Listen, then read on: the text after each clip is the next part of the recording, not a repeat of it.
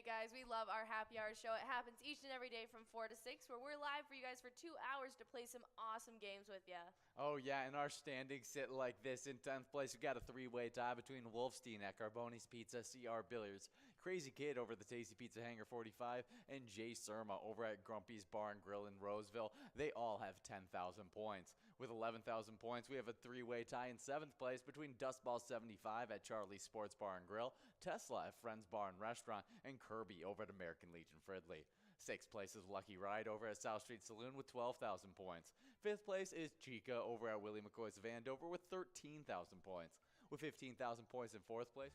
Hey guys, how's it going? Welcome to the first game of the broadcast. We got the first one of Lucky for Bingo right ahead of us, so definitely get enrolled and try and get a chance at it.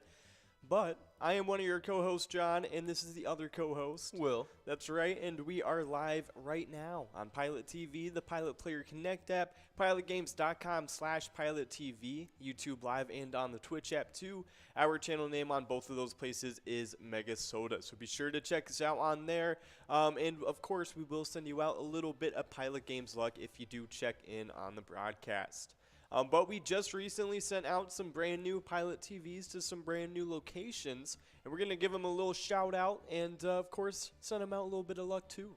Oh, yeah, they just got those shiny new Pilot TVs over at Municipal Liquor Store Moose Lake, Sidewinders, Polar Bar, as well as Roddy's Bar. So congratulations to all those locations getting those brand new Pilot TVs. Awesome stuff. Nice job to you guys. Hopefully you're enjoying them so far. But of course, you may have seen a couple jackpots go out yesterday to a couple lucky people, and that made our jackpot totals 27 for the week and 152 for season 12. But we do have Yoho over at Rudolph's Redneck Roost taking it away. We got 4, 10, 72, and 74 for your 4 lucky numbers tonight. So definitely some awesome stuff. Getting rolled into those 2 lucky games to try and get a chance at some nice prizes. But of course, we got only 3.5 minutes left to get enrolled into the very first game of the broadcast. Only about $83,000 on the line, so no big deal. And of course, we still got the large frame and the line prize available too. I'll go over those really quick just to let you guys know what they're starting out at. The line jackpot starting off at $292 and 10 balls or less to win.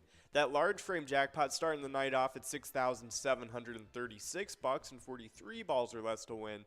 And then obviously, you can see that coverall jackpot, $83,997 in 50 balls or less to win.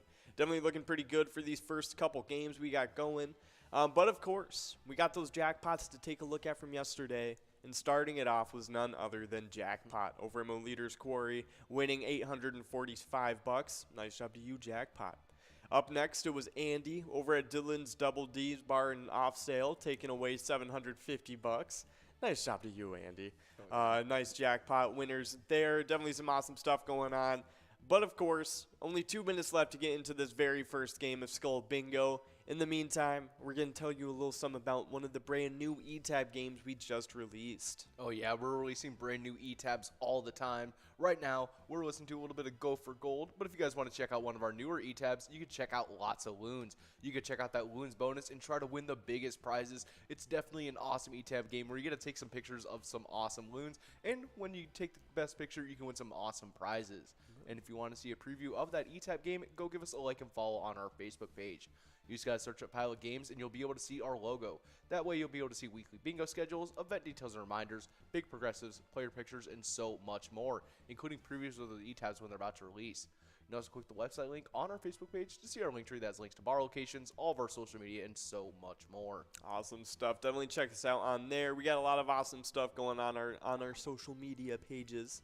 But of course, if you can't find exactly what you're looking for when you're scrolling through there, you can always give us a message and we'll be more than happy to help you out with whatever you got going on. But, of course, we do have a lot of stuff to get into for today. We had an eventful day so far, starting things off with Twins Bingo, the 25-cent cards. We play that every day from 12 to 1 p.m. It's always a lot of fun, and I'm not too sure if we gave out the jackpot or not today, but I didn't hear any, jeers or jesting around this morning, so I don't think we did give it out. But, of course, we'll wait and see tomorrow on Cup of Joe when we go over all the new jackpot winners of this past day. But of course, no matter what that jackpot total is at, it's always at 52 balls or less to win, which makes it pretty interesting when you get out the jackpot early on, because it's always a possibility of a double jackpot broadcast. But of course, right after that, from 1 to 4 p.m., we have the jackpot 125-cent cards. It's always a lot of fun during that time. The minor jackpot goes out all the time. It has a cool little system. It rises up in ball count every $50, eventually capping off at 64 balls or less to win at $150 or more. Some awesome stuff. Definitely check it out. It goes out a lot during that time slot. And then always, another thing to think about with the 25-cent cards of Jackpot Hunter is that mega jackpot. It's always kind of, out there a little bit. So definitely keep a couple of sets of eyes on it. You do not want to lose track of it. When it gets up to like 49 balls and you're like, oh, it's 49 balls, it won't go out. And then somebody just wins it like in the next couple seconds. Oh, yeah. It definitely want to get a few chances at it when it is around there, around that ball count, I mean. But, of course, right after that, from 4 to 6 p.m., we have what we're doing right now. Oh, yeah, which is this happy hour stream. We started off with that first game of Lucky 4 Bingo, where sadly we were unable to give out that $28,000 jackpot. But after these 23 games of Skull Bingo, not to worry, you guys will be getting a second shot at that at 6 o'clock. But during these 23 games of Skull Bingo, you guys will be going after this line prize that started off the day at $487. You guys could take that home in 10 balls or less. That large frame prize, which is starting off the day at $6,942, you guys can take that home in 43 balls or less. And then there's that coverall prize. You guys saw that, what it was sitting at earlier, but it's currently sitting at $84,188. Definitely something you guys want to check out, especially because you guys can take that home in 50 balls or less. Awesome stuff. But we do have a winner. It's Mama Bit over at Broadway Pizza Blaine taking away that line prize. Nice job to you, Mama Bit. Oh, yeah, definitely some awesome stuff to Mama Bit. But after all these games of Jackpot Hunter and that last game of Lucky 4 Bingo, you guys will be getting a little bit more Skull Bingo time. This time, it's going to be running from 6 to 7, and then from 9 all the way till 10 o'clock. You guys are going to be getting a ton of time with that. Where during those times, you'll still be going after that line prize, which if it's at a good count, you guys will be taking that in 10 balls or less. That large frame prize, you guys can always take that home in 43 balls or less, and that coverall prize is always going out at 50 balls or less. So make sure you guys are checking out those second times of Skull Bingo. Oh, 100%, but normally during those times, we have a couple PGL nights scattered through the week. Starting it off is the biggest gaming night of the week, MegaSota Game Night. We had it just last night. It was a lot of fun. Very successful as per usual with the biggest gaming night of the week. And it starts at 6:40 like it does every single Tuesday. Got a lot of awesome PGL games to be had during this time. But at the very end of the night, we have a grand finale of the Jackpot Jungle game. It's a lot of fun. On that coverall jackpot in 54 balls or less to win, since it's the $1 edition, you can win over $29,000, and that's before anyone even gets enrolled into the game, so it'll end up looking a little bit bigger than that once everyone piles in. But of course, tonight, it is a different PGL night we got tonight because it is TwinsWinsDay. It goes from 7 to 9 like it does every single Wednesday. Got a lot of awesome PGL games tonight too, so definitely check them out. We actually have some high and low games coming out tonight, so always a lot of fun where the biggest loser wins the same prize as the biggest winner. Nothing wrong with that. Always love that type of thing. But we do have a couple winners on the large frame. We got Bowl over at Corner Bar Goodhue and Brioon over at Shooter Saloon and Eatery taking it away. Nice job to you two. But always a lot of fun during our PGL nights. Definitely check them out. And you can always earn cash prizes and stuff when you're playing, but you cannot rack up any PGL points without a PGL.World account. So definitely keep that in mind. We'll be going over it a little bit later too. But we do have another winner. It's Speed Racer over at Clancy's Bar and Grill taking it away. Nice job to you, Speed Racer, and the rest of the winners on this game. Oh, yeah. Oh, yeah, 100%. But, of course, we do have some national days to get into. We only got 3 of them today, but there's some pretty cool ones. So I'll let you start it off with one of the national state days. Yeah, I know. Really switching it up with it being a Wednesday, with national state days usually being on a Tuesday. But this one, we have a fun one. It is National Massachusetts Day. National Massachusetts Day on August 17th recognizes the first New England colony and the 6th state to join the Union. Named after the indigenous people who populated the area when explorers and later the Pilgrims first arrived, Massachusetts became an incubator for independence, education, and industry. Definitely education with, don't they have at least 2 Ivy League schools in Yeah, Massachusetts. here, let me look because Massachusetts is pretty nice. Yeah. They do have a. They also have like a Dunkin' on every corner. At least that's what my friend who's from there said. I'm not surprised by that. He said he was upset when he found out that Michigan only had like Big B and like Tim Hortons. He said Tim Hortons was like very bad. I was like, I don't understand what you mean. I love Tim Hortons. Yeah, Tim Hortons is all right. I never really like went too crazy with it, but yeah, no, it's definitely. So I like their donut holes. Exactly. Yeah, the no, they're Timbits. pretty good. Yeah. But yeah, of course they got Harvard there. Yeah. What was the other one that they had though? Like it was it MIT? Do they have? I think they have MIT. Yeah, it was the Massachusetts Institute of Technology. Yeah. Yeah. Okay, that makes sense. All right, yeah. So yeah, those are 2 pretty huge schools. I wouldn't be surprised if they also had like other nice schools. I like maybe even University of Massachusetts is nice too. Cape Cod's in Massachusetts? Why do I always think it was like closer to Florida? Is Cape Cod in Massachusetts? It said it was in locations there. Oh, It said like points of interest. interesting. Where does it? Oh, Like the isn't that like one of the where the first rocket went to space? oh yeah. Yeah. I guess interesting. Cape Cod. Yeah. Oh yeah, it's a little peninsula. That's funny. Yeah, Interesting. I only really I've been to Massachusetts once, and I went to Boston. Ah. Yeah, and that was the only brush with Massachusetts I've ever had. Ah, interesting. Yeah. It was fun though. Wait. It was pretty cool. Is Cape Cod where the Space Force station is? No way. Oh, there's a Cape Cod Space Force station. That's hilarious. Aw. What did they name the? What are the members of the Space Force called again? There's like it's something silly. It sounds like a like- Star Trek name.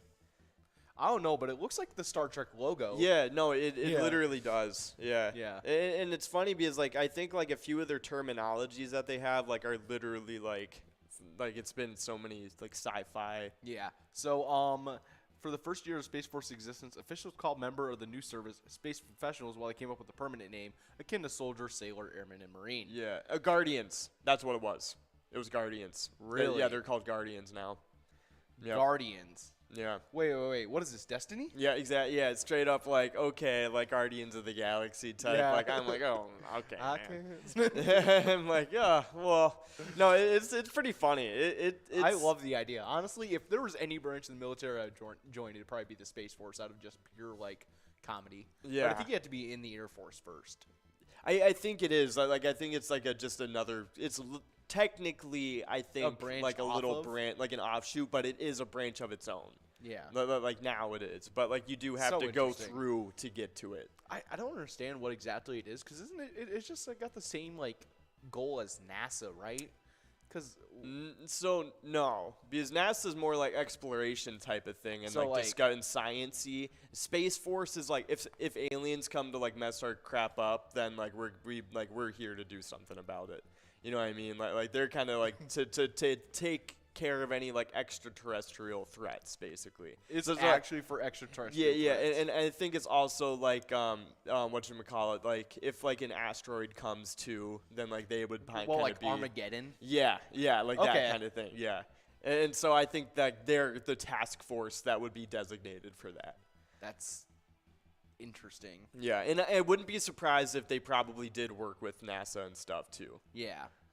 It's so okay. So here's like the USSF is responsible for organizing, training, and equipping Guardians to conduct global space operations that enhance the Yeah. way our joint and coalition forces fight, while also offering makers military options to achieve national objectives. I also wouldn't be surprised. That kind of makes me think like, okay, maybe they do a lot of satellite work too. yeah, probably know? like a lot of like send up people.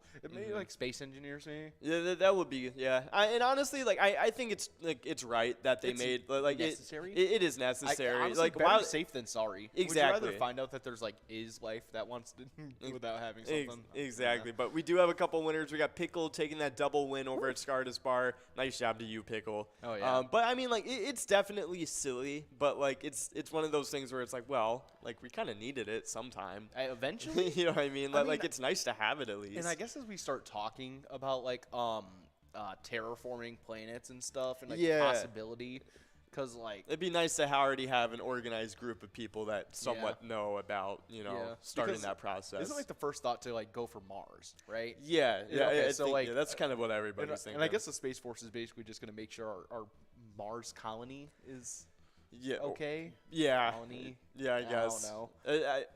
I mean, and I That's feel gonna be like that interesting how that works. they're so new right now. I think that it's just like I feel like they're not gonna have any serious duties for quite a while. You know what I mean? No. That's why it's kind of like people are like really treating it like just a joke. Yeah, it's definitely not a military like level right now. I feel like it's more on the level of NASA. Yeah, which once is like we- still pretty decent, but like Once we get like laser guns and stuff, I feel like we'll Yeah. be solid. no, I agree. And Yeah. once they get some space lasers going on, where Exactly. it's like satellite Like something like a Death Star thing going on. That'd Yeah. be nice. Yeah, that would be pretty cool. Yeah, like like hopefully nothing- facing outwards and not. Yeah, like not like towards us. Or Yeah, anything, but, yeah, like- just like we made lasers. It can destroy whole continents. Did you see it turn? Yeah, it's like, come on, guys. It's like we made like to protect against aliens, not to be the aliens. It's just a prank, guys. Come down. Yeah, it's like, come on, guys. Let's see. So they have service-specific rank names. How long until you become a zealot? Oh, for real? Yeah, like all the Halo Yeah. ranks or whatever. Singeli. Let's see. So specialist. Okay, it doesn't. Oh, is Master Chief on here? Oh. Oh, please. No, no. Chief Master. Chief Master Sergeant of the Space Force. That's pretty cool. Yeah. I would totally like kind of flex that a little bit. Yeah. It But I looks guess like it it's makes mostly the sense. same as like the other I branches. feel like though. it would have to. Yeah. I think just because of Yeah. like. But I mean, like all the other branches kind of have this. Like they have slight variations. But it's always like there's always able to tell. It's like this notch is the same as this notch. Yes, exactly. Because like I mean like I think the most different one is probably the Navy, where like they have just the base rank. It's called something. It's just like seaman or something like that. Oh yeah. Yeah, and that's the most different one. Like Yeah. that's just like, oh yeah, that's Navy. Yeah. You know what I mean? I kind of wanted to see one like that with this, like, oh, spaceman. I know. I wanted to see something like rocket like kicker. little space boy, E1. Little meteor. That's right. But we do have a winner. It's Drum Skeet over at Underground Bar and Grill, taking away the line. Nice job to you.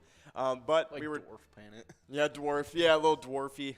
Yeah. That'd be pretty awesome. It was like up here is like Space Emperor. Oh yeah. That'd be sweet. Exactly. That'd be pretty it's like awesome. Zerg, ruler of planets. Yep. Oh, and actually, look at this. So Guardians will wear Air Force rank insignia until the Space Force finalizes its own rank insignia designs, which is expected sometime in the coming months. When was this posted? Okay, so it was last year, about a year and a half ago. So they might have their own designs and stuff already now. Interesting. Yeah, that's pretty cool. Good concept. Honestly, it doesn't look like they update this site very much. Yeah. Let's take a look. Okay, August 10th. Yeah, no, okay. Yo, do you see that there was like Space Force carriers? What are they talking about? Like it was up top in like the it was in like the options. Careers. No, never mind. Oh, it was while you were okay. scrolling past it. It looked like it said carriers, and I was like, Oh, okay, that are would've they been like showing us awesome. what their carriers look like? That would have been super, super cool. That's Man, aw- that would have been super cool. Actually, But like so- straight up like those Halo USS, Exactly. like it was sea ships or whatever I it's forgot called. what the frigates. Or something. Yeah, The yeah, frigates? yeah. No, it was pretty cool. They were Yeah. pretty awesome. I'm not gonna lie. Oh yeah. Let's see. There's a new Space Force Chief of Space Operations. What space operations are they overseeing, to be honest? Probably the satellite stuff. Okay, now I'm actually like interested. But all right, we do have a winner on the large frame though. It's Richie over at Shady's Railside taking it away. Nice job to you, Richie. But let's take a look at all the things the Space Force like just does. Because like they had that small little description like that was just like, oh, we do things with like space operations, and it's like, okay, Yeah. like what space operations do you do? But we do have a winner. We got Tracy over at Log Cabin Bar and Emily taking away the coverall. Nice job to you, Tracy, and of course Richie and Drumskeet as well. All the winners on this game. So yeah, the Space Force. I mean, their own little description is. So let's take a look. Doesn't look like they've completed any missions, or at least have talked about it. Yeah, that makes sense. It is very, very new. Like it was, they even say here it's established December 20th, 2019. Yeah.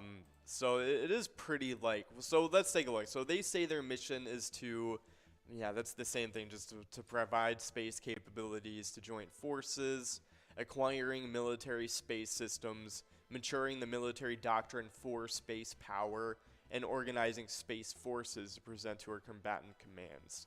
So it looks like it's basically they're just trying to branch out into space. Yeah. Like this is their little foray, you know what I mean? Like, oh, like we're starting to get some things like brewing in here.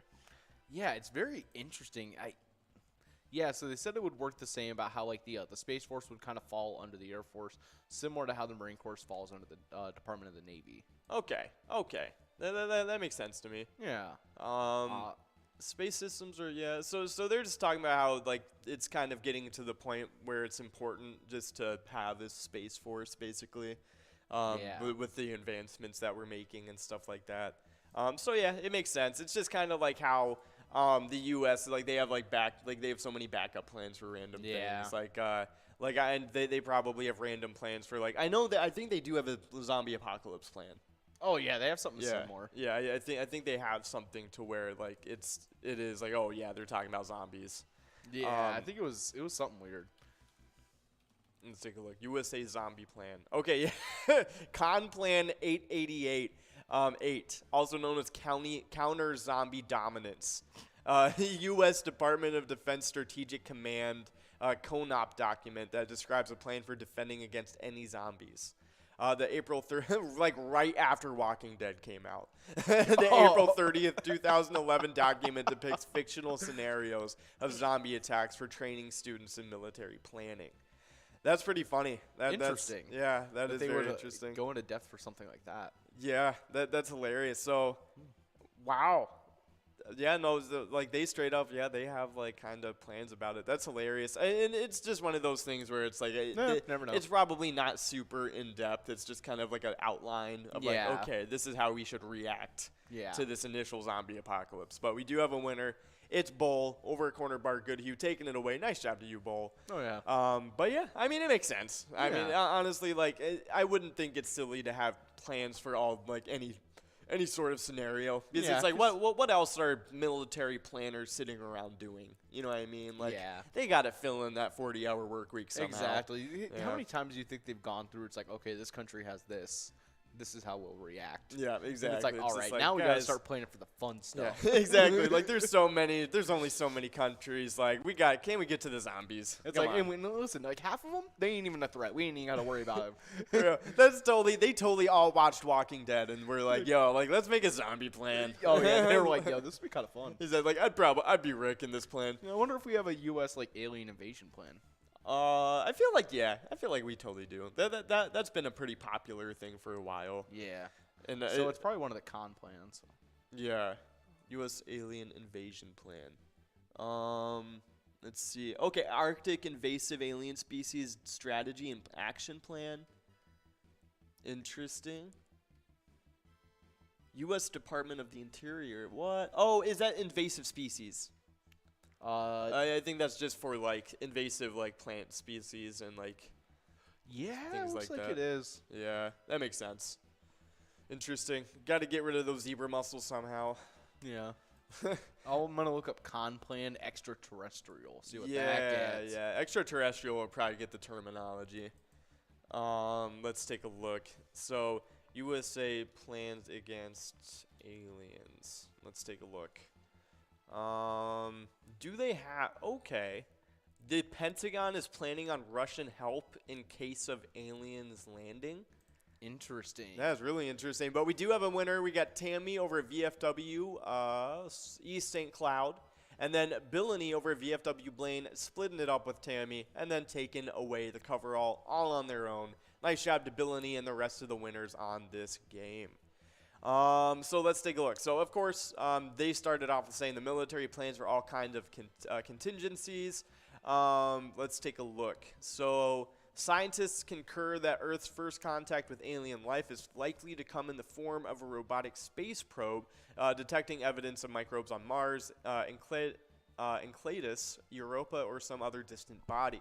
But the Pentagon isn't taking any chances. Let's see. In an odd episode in 2013, a Russian space official admitted, unprovoked, that Moscow has literal, no strategy at all for combating an invasion by galactic marauders. Luckily for Planet Earth, the U.S. does have a plan, and it actually counts on Russia and America fighting with together against the aliens. That is awesome. It kind of reminds me of like those like in the movies when it's like the hero and the villain have to like work together. Literally, or something like that. Oh my god! It starts off as like a Mission Impossible movie, and then it's like Independence Day. Hello, boys. Start off with Tom Cruise and Will Smith. Yeah. Honestly, though, we probably would be sending Tom Cruise up in that. Oh, 100%. He can probably actually fly that plane. I have a feeling he is actually like the way he acts in movies now. Oh, like, yeah. I think that's just Tom Cruise. I'm honestly certain like he actually knows how to do everything that we see him do in movies. I would every feel single confident sending him out to defend my country. Yeah. I would feel confident knowing, like, oh, yeah, Tom Cruise is a part of SEAL Team 6 now. Oh, yeah. I think he's already a part of Yeah. MI6. Exactly. Yeah, We know. He's been a part of MI6. We know. 100%. Oh, hey, it looks like Bull actually got that jackpot last game. Over $655 going out to Bull over a corner of our Goodhue. Nice job to you, Bull, and thank you, Nikki, for letting us know about that line jackpot. Some awesome stuff. Oh, yeah. Sweet. But, of course, we were talking about Tom Cruise, and he's real. Yeah. He is about it. I think he's actually a spy for MI6. He probably straight, is. Yeah. Like, there's no way they weren't like, you have skills that we could use. oh, man, I know. Like, he's like double agent for the Scientologies. Like, That's why we're sending him to space. Exactly. Oh, wow. It makes sense now. But see, at that point, it's a conflict of interest. It is a conflict of interest at that point. I agree. I don't know. Okay, Tommy, we're going to have to have an interview, I feel yeah. like. Just to kind of like. to see where your alliances really lie. Exactly. A little screening. Nothing too serious. just a couple of those. Just a couple questions. Yeah. But of course, we do have. So the rest of this little Russia-U.S. like space invasion plan. But let's take a look at what it is. We do have Irish Party over at Max's on Main taking away the Lion Prize. Nice job to you, Irish Party. But let's see. So the U.S. Even though they said that they would team up together, let's see. A team of scientists disagreed with Russia about there being enough problems on Earth and in like near Earth space to not worry about aliens. Yeah. So our scientists at NASA disagreed. They said while humanity has not yet observed any extraterrestrial intelligence, contact with ETs remains possible. Seth Baum, Jacob Hacknistra, and Sean Domagal Goldman, all of them wrote that down apparently a little bit ago. Interesting. Yeah, that was some pretty interesting stuff. But let's take a look. The whole space probe thing they were talking about. Let's take a look. And somebody from the Pentagon was just like, yeah, we make all kind of contingency and war plans all the time. I feel like they totally just make war plans for fun. They totally do. Yeah. They're sitting down there playing Plague Inc. Oh you know my what I mean? gosh. They're like, I always start in Madagascar. It's so hard to get to them. They only have a port. This is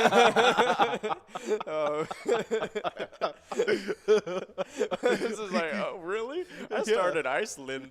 It's like all these people just discussing their Plague Inc. strategies and putting it into war plans. Oh man, I wonder like how like there's got to be some crazy ones in there. Oh man. Okay, we gotta look now. Let's see, craziest U.S. contingency plans. I want to know.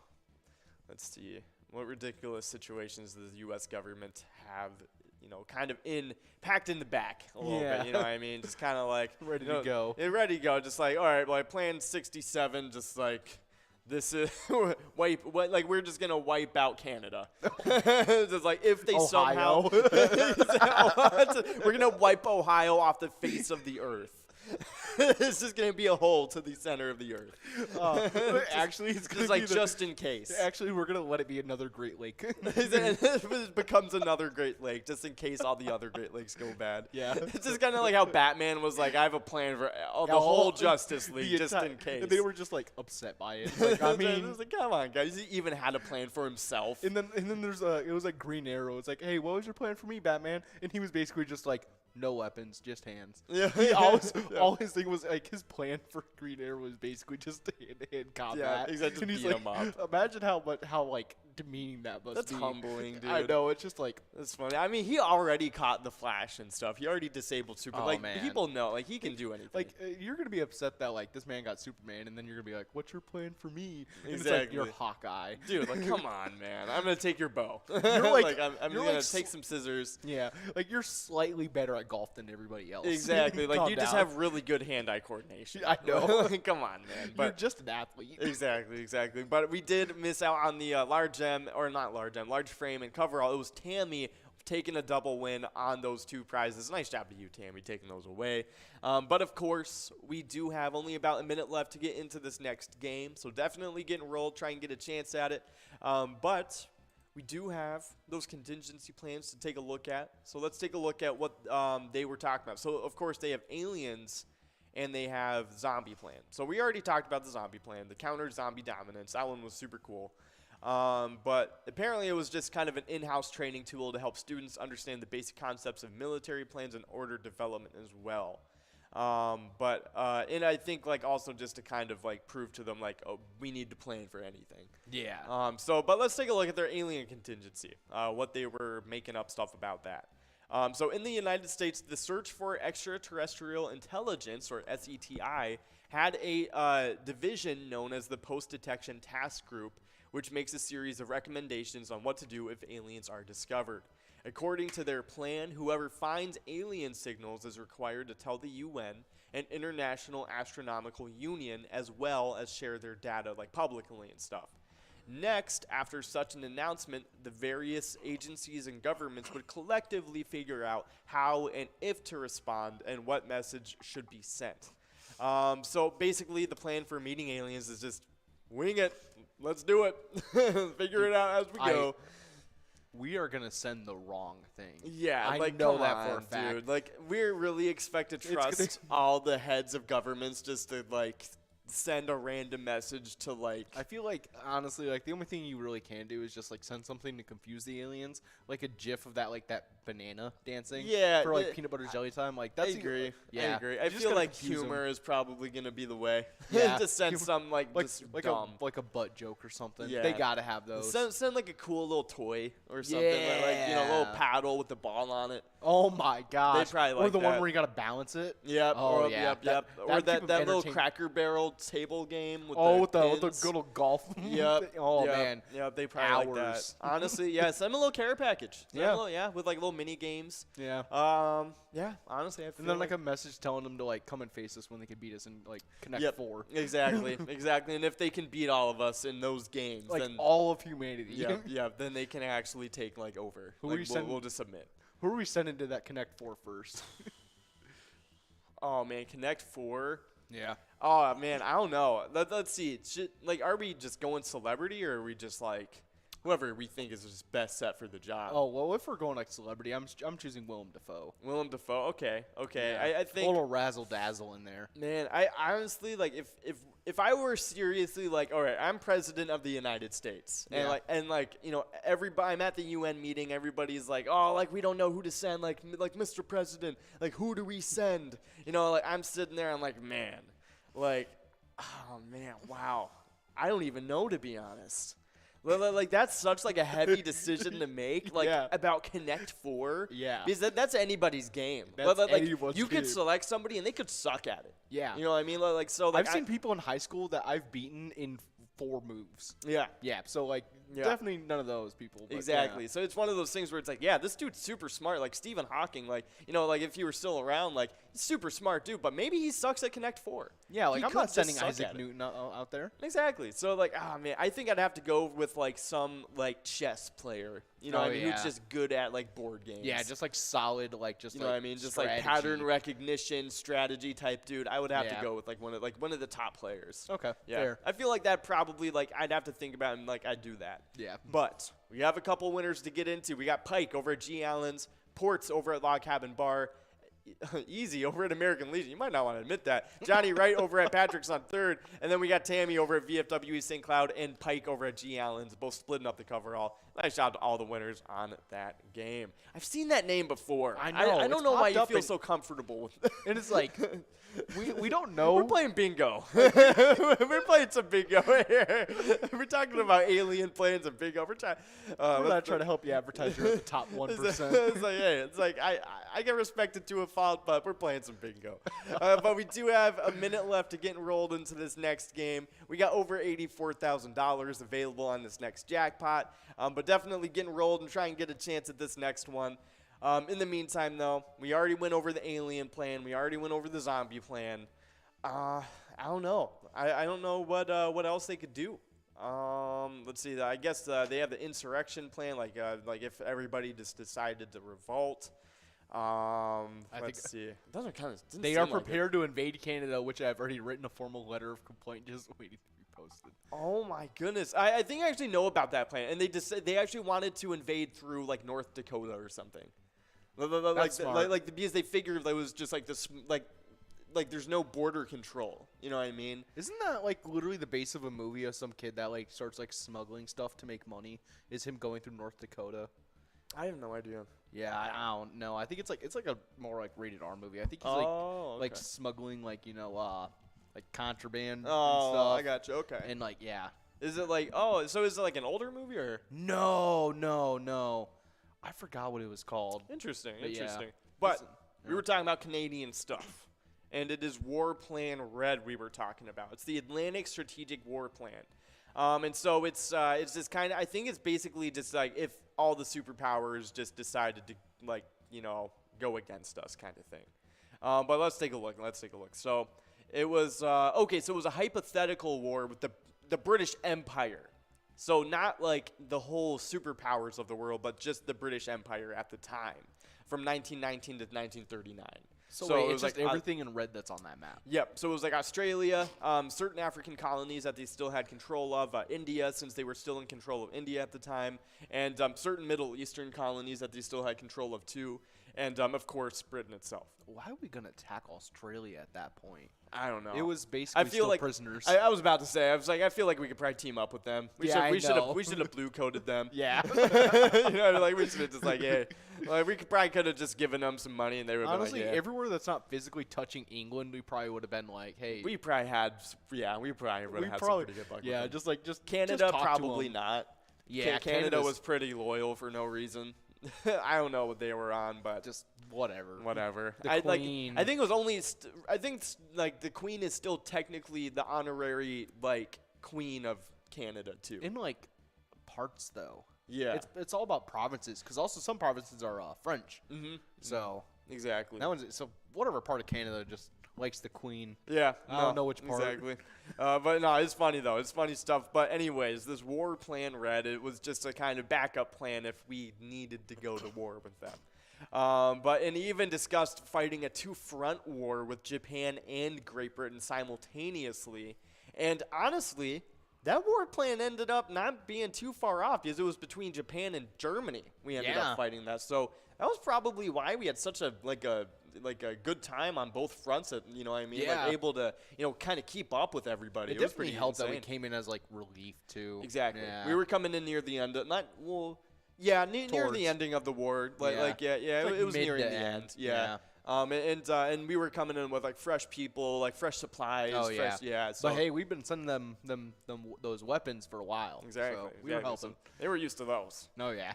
But let's take a look. The war plan. So I want to see what they were talking about with invading Canada. I want to see the Canada part. Let's take a look. Okay, so before we go further though, we do have Tammy over at VFW Spring Lake Park, or no, not Tammy over at VFW East St. Cloud taking away the large frame. Nice job to you, Tammy. But oh my goodness. Okay, so this plan assumed that Britain would probably use its base in Canada as a springboard from which to initiate an invasion of the U.S. The assumption was taken that at first the U.S. would fight a defensive battle against invading British forces, but the U.S. would eventually defeat the British by blockading Canada's ports and cutting off its food supplies. It is debated whether this would have been successful, however, and the plan would have ultimately resulted in a stalemate. That was the strategy employed by Britain against the U.S. in the War of 1812. So that's kind of what they were drawing off of. Yeah. But we do have another winner. We got Funk over at Carboni's Pizza. CR Billiards taking away the coverall. Nice job to you, Funk, Lucky, and Tammy all winning on that game.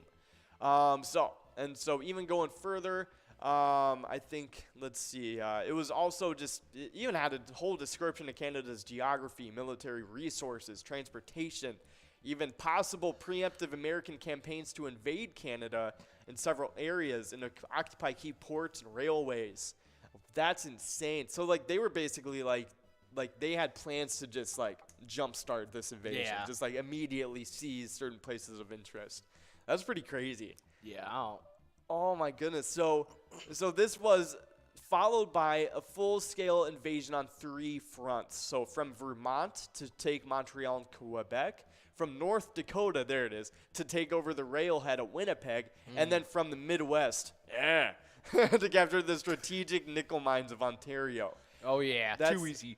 That's insane. They're just going to send the Michiganders, the Literally. Minnesotans, the Yeah, literally. Wisconsins, Oh all my just goodness. up there. Exactly. We could probably just send the Yoopers and then we'd be good. Oh, solid. Yoopers and they're like pet wolves. Yeah. Pet wolves Oh, and my elk. gosh. Yeah. Exactly. Moose. Yeah, exactly. Meese? The Mises, Yeah, all the of them. So let's see. No, but it's pretty funny though. And apparently, even after the invasion, the U.S. was to seize the Great Lakes and to blockade Canada's Atlantic and Pacific ports too. Didn't we find like a U-boat in the Great Lakes once? I we think were so, just yeah. like, what did Actually, this let me guy look. do? I'm actually pretty sure. Yeah. Yeah. Because I remember like hearing about that, and it was just like, why was this here in the first place? Bottom of Lake Michigan. Wow. I wonder, how did that happen? At the end of World War I, much of the German Navy was scuttled, but many U-boats survived. Some U-boats were sent on tours to other countries, including one that was sent to the U.S. Americans came to see UC-97 until June 1921, when the U.S. Navy sank it in Lake Michigan.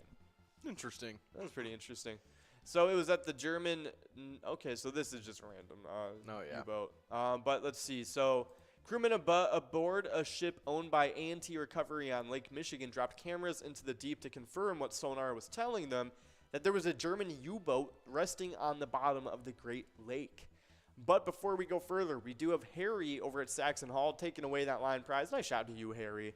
But luckily, when they found that U-boat, the year was 1992, a full 73 years removed from the end of the Great War that saw German submarines force the U.S. to enter the war in Europe. How it got there has nothing to do with naval combat, though. In the days before a true visual mass medium, the American people were restricted to photos and newspapers to get a view of what the war looked like. World War I was the first real industrial war, marked for its brutality and large numbers of casualties, not to mention the advances that they made in weapons technology. It must have seemed like magic to the people who had never seen things like poison gas, automatic machine guns, and especially boats that moved underneath the waves, sinking huge battleships from the depths. Yeah, that must have been scary. That's insane. I remember it was like my thought, just like playing Battlefield 1. And it gets you in that like first start of the game, that first mission where you see like them like with the tanks. Mm-hmm. Imagine seeing that thing just roll over something. You're like, exactly. I mean, like you've never seen that before. You've never even seen a car. Yeah. Probably. Like at this point, like 1915. Yeah, like you know what I mean? might have. Like exactly. Like if you lived in a city, if you lived in Yeah. a city or something, you might have been seeing that a lot. But like other than that, like like only if you're like near rich people kind of. Yeah, thing. just something with the diesel engine. It sounds like a dragon or something. To Exactly. You. And then it's like shooting out Roaring. bombs. Yeah, it's got like holes in the side, just like firing like fully automatic guns out of it. Crazy. It's craziness, yeah. So, but anyways, so after years of hearing about these crazy German U-boats just like sinking all these ships and stuff, just like going crazy, well, whatchamacallit, one of those ships began touring the coastal cities of the U.S., and people understandably wanted to see it. The November 11th, 1918 armistice demanded that the German Navy turn over its ships to the British, but instead of doing that, the Germans scuttled the bulk of their fleet near the British base at Scapa Flow. The submarines, however, survived. Before we go further, though, we do have Tilney over at American Legion. in moves over at Tootsie's, Nomad over at Signature Bar, Tony's playing at American Legion St. James, and then we had Nomad all on their lonesome taking it away on the coverall. Nice job to Nomad and the rest of the winners on that game. But anyway, so they got away with the submarines. They ended up surviving most of them. Seeing that there were so many of these U-boats and that German technology surrounding U-boats used some of the best technology at the time, the British offered them out to other nations, as long as the submarines were destroyed when their usefulness came to an end. The United States ended up accepting one, the UC-97, and they toured it around the country to raise money needed to pay off the enormous war debt incurred by the government of the United States. Yep. When they successfully raised that money, the Navy continued touring the ships as a way to recruit new sailors. The UC-97 was sailed up the St. Lawrence Seaway into Lake Ontario and then Lake Erie. It was the first submarine ever sailed into the Great Lakes that we know of. Yeah. Eventually, though, I mean, we don't know. Those Yoopers, they have a mind of their own. They might have made the U-boats a while ago. It's like underwater kill. Exactly. Like, it's like, can I hunt deer from it? It's just like, yeah, I don't know. You might be able to ice fish. You see like some like modified like tomahawk missile just come up and just smack the nearest 10 point. Literally. It's just like deer magnet on it somehow. It's like Yooper magic. It's like those like truck magnets. Oh, literally. Just like the These big like colors dome don't run. thing on it. Oh my gosh, exactly. Oh, I wouldn't be surprised. We could make it. If somewhere out in one of the 10,000 lakes in Minnesota, one of those things was created too, I also wouldn't be surprised by that. Oh, yeah. But of course, it was allegedly the first submarine ever sailed into the Great Lakes. Eventually, though, the novelty of the ship wore off, obviously, and after raising money, recruiting sailors, and giving all the tech she had on board, the boat just kind of sat on the Chicago River. All the other subs taken by the U.S. were sunk according to the treaty stipulations. But the UC-97 couldn't really move under her own power and was towed to the middle of Lake Michigan, where she was just sunk for target practice by the USS Wilmette, forgotten by the Navy for decades after. And then somebody in the 90s was like, what? Why is there a U-boat Is there here? a German U-boat just chilling right now? Like, what's like, this doing? How close were they to the U.S.? Yeah, it's like what's going on here? Like, that would be a little scary, low-key. That would be. Like seeing that, I'm like, did they have U-boats just chilling here for It's a like, little how bit? close were we to all this? Yeah, exactly. That's scary. Exactly. Like, that's pretty cool, though. It was Yeah. just kind of, using it for a little tour around the U.S. for tourism stuff. That's pretty fun Yeah. stuff. It'd be pretty cool to go on that. It would be pretty cool. Yeah. I would totally pay like $10 to see it. Yeah, it'd be nice to go on a submarine, but every story I hear from like having to like live on one just sounds terrible. Yeah, 100%. I would not want to go out on one like for like a month or something. No. You know what I mean? Like if it was like, day trip on a submarine, like I'd be like, yeah, okay. Yeah, sure. Like, I'd I'll probably do look that. out the window a little bit. 100%. I feel like that'd be cool, but I'm like, I don't want to stay out there for months. Like I don't Aw. even want to do that on a normal ship, unless it's like a Exactly. cruise or something. Maybe. Yeah, I could do on a cruise because like I know on a cruise I was scared I was gonna get seasick. Yeah. But no, I think it's really hard to get seasick. I think. on a cruise. Yeah, because especially because it's so big and it's like so the big. wave offsets. Exactly, and it's kind of designed to like have as little. Oh, the broadcaster might be frozen. Oh, yes, same it is thing. frozen. Yep. Thank you for letting us know. We have producer Nikki with her keen eyes checking us and letting us know that the broadcaster is a little frozen right now, and we are going to take us to the blue screen really quick. And, of course, you guys can still hear us right now, so we'll keep talking about all the cool stuff we're talking about. Oh, yeah. But, of course, until we get back to action with those cameras on our faces, we do have another national day to get into. And this one is definitely a really cool one. It is National Nonprofit Day. Super awesome one to celebrate. This day recognizes the goals and positive impacts nonprofits have on communities and on the world. So, I mean, it's awesome. We work with a lot of charities, a lot of nonprofits and stuff, too. So, I mean, it's really, really cool, especially locally, like in your communities. I feel like it's always great to be able to help out your own community and that sort of thing. And, I mean, hey, it's just another day to kind of celebrate and recognize those awesome organizations. Yeah, it's really cool that you guys get to support this already while you guys are already supporting all these awesome nonprofits.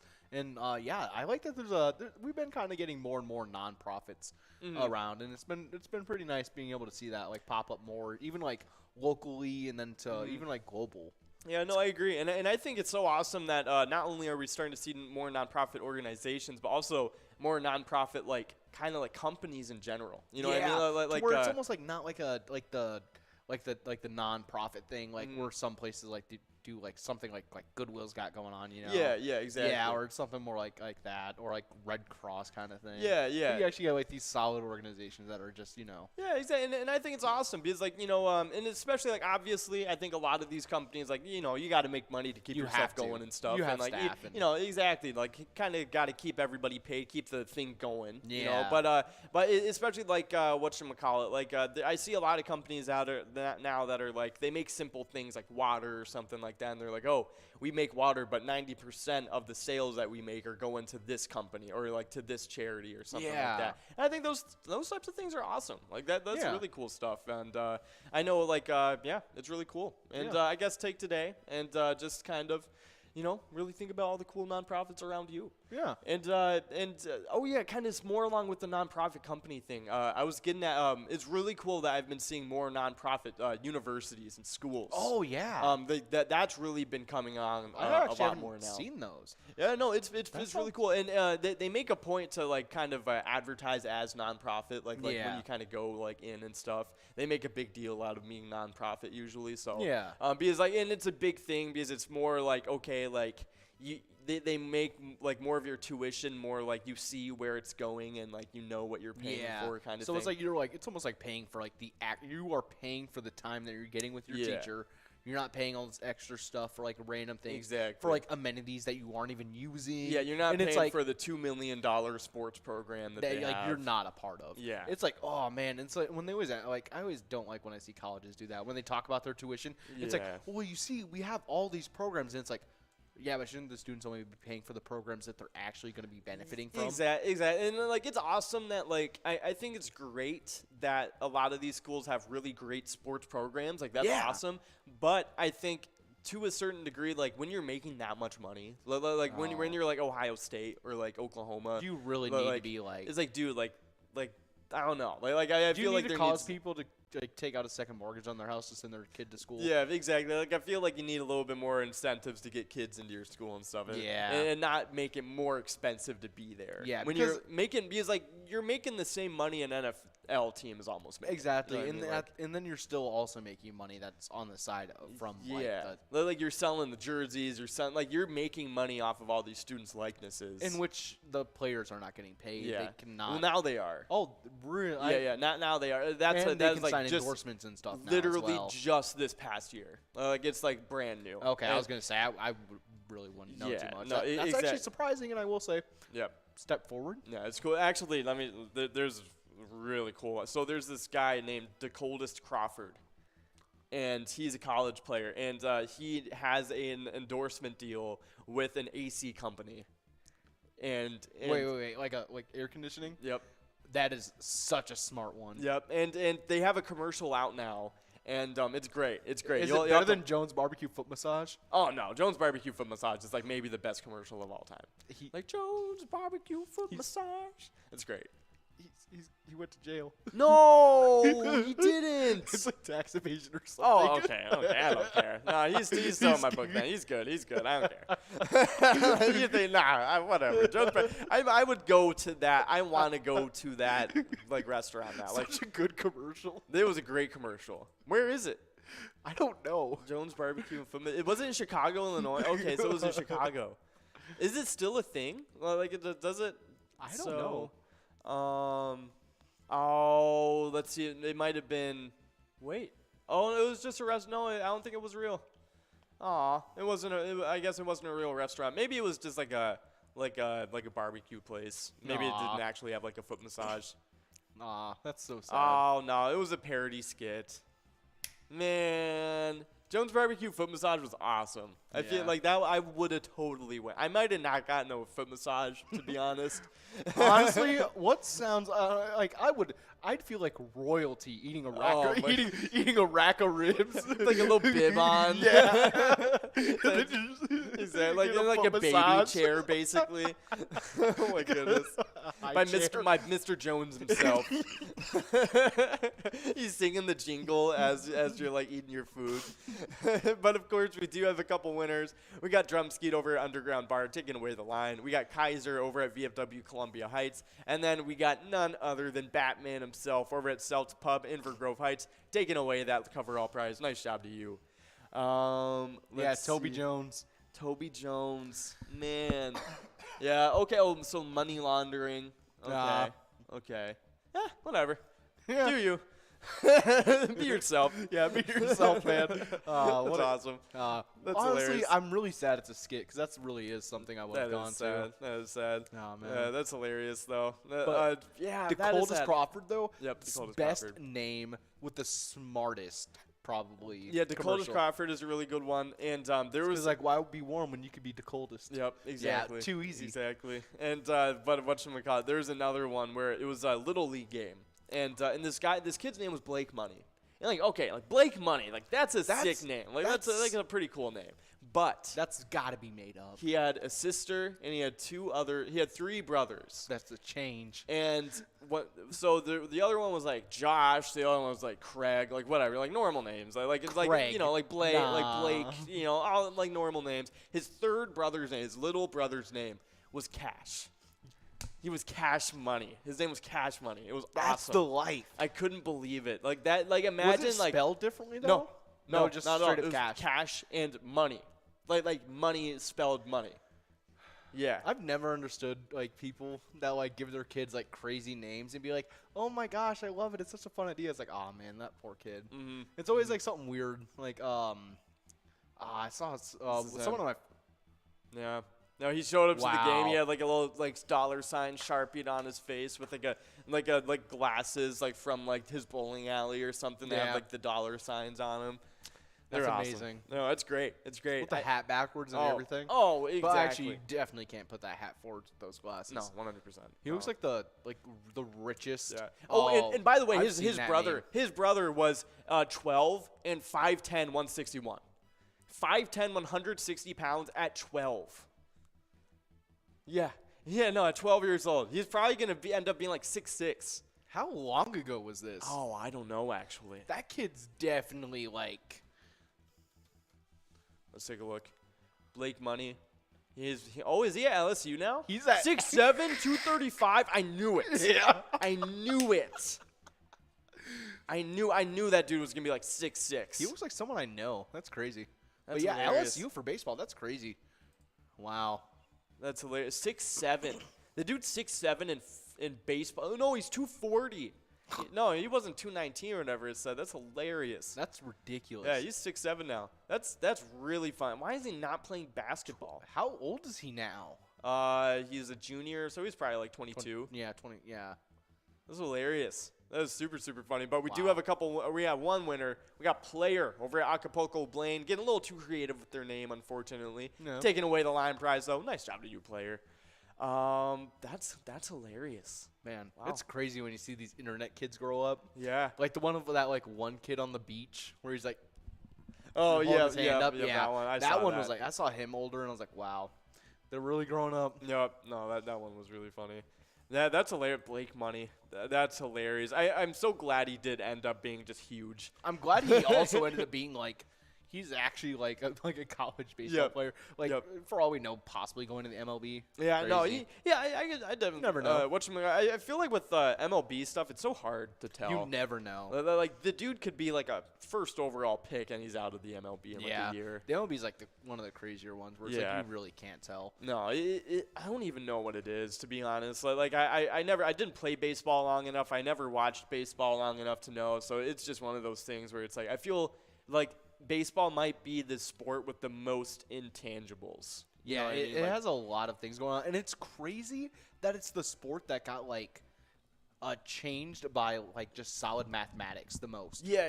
Because like although it has the most like random things like outliers and things that are going on in it, it still has like this base of like the players can be calculated to where if the averages are like this and that, you can win and stuff like that. It's like crazy. No, it is super crazy, and it's definitely way more so than football or basketball. Yeah, I don't basketball think you is can pull a money ball with football. No. Oh, and football, I feel like has the higher chance of doing so over basketball. Basketball straight up just like the dude is either gonna make this shot or miss it, dude. Yeah. But like he might be known for like making like the shots a lot, but like LeBron James has games where he goes like 3 of 17. Yeah. Too, you know what I mean? Like it's just something that happens. But we do have a winner. We got Joey Rand over at Spunky's taking away the large frame, and Billany over at VFW Blaine taking away the coverall. Nice job to all the players winning on that game.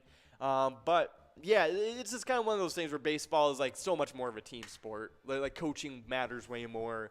Like different like positions, like having a bunch of decent players all over the field, like matters way more than having Mike Trout on your team. Exactly. You know what I mean? Well, yeah, you could have the two greatest, like some of like the best generational talents and like freaks of nature. Yeah. And like Shohei Ohtani, that's a once in a lifetime player that we're gonna see. Like this is like potential like greatest baseball player in history. Yep. And it's not because of like stats or anything. Like it's just what he is doing. He's just so good at baseball. You know what I mean? like, as he a can whole. pitch, he can hit, he can do many things. Like he's good at it. And so, and it's not, you don't see often someone with that height and stature. And then like you have like Mike Trout, who's also amazing. And then look at the Angels in the past like years that they've had him. And they had Albert Pujols for years too. Yep. And nothing.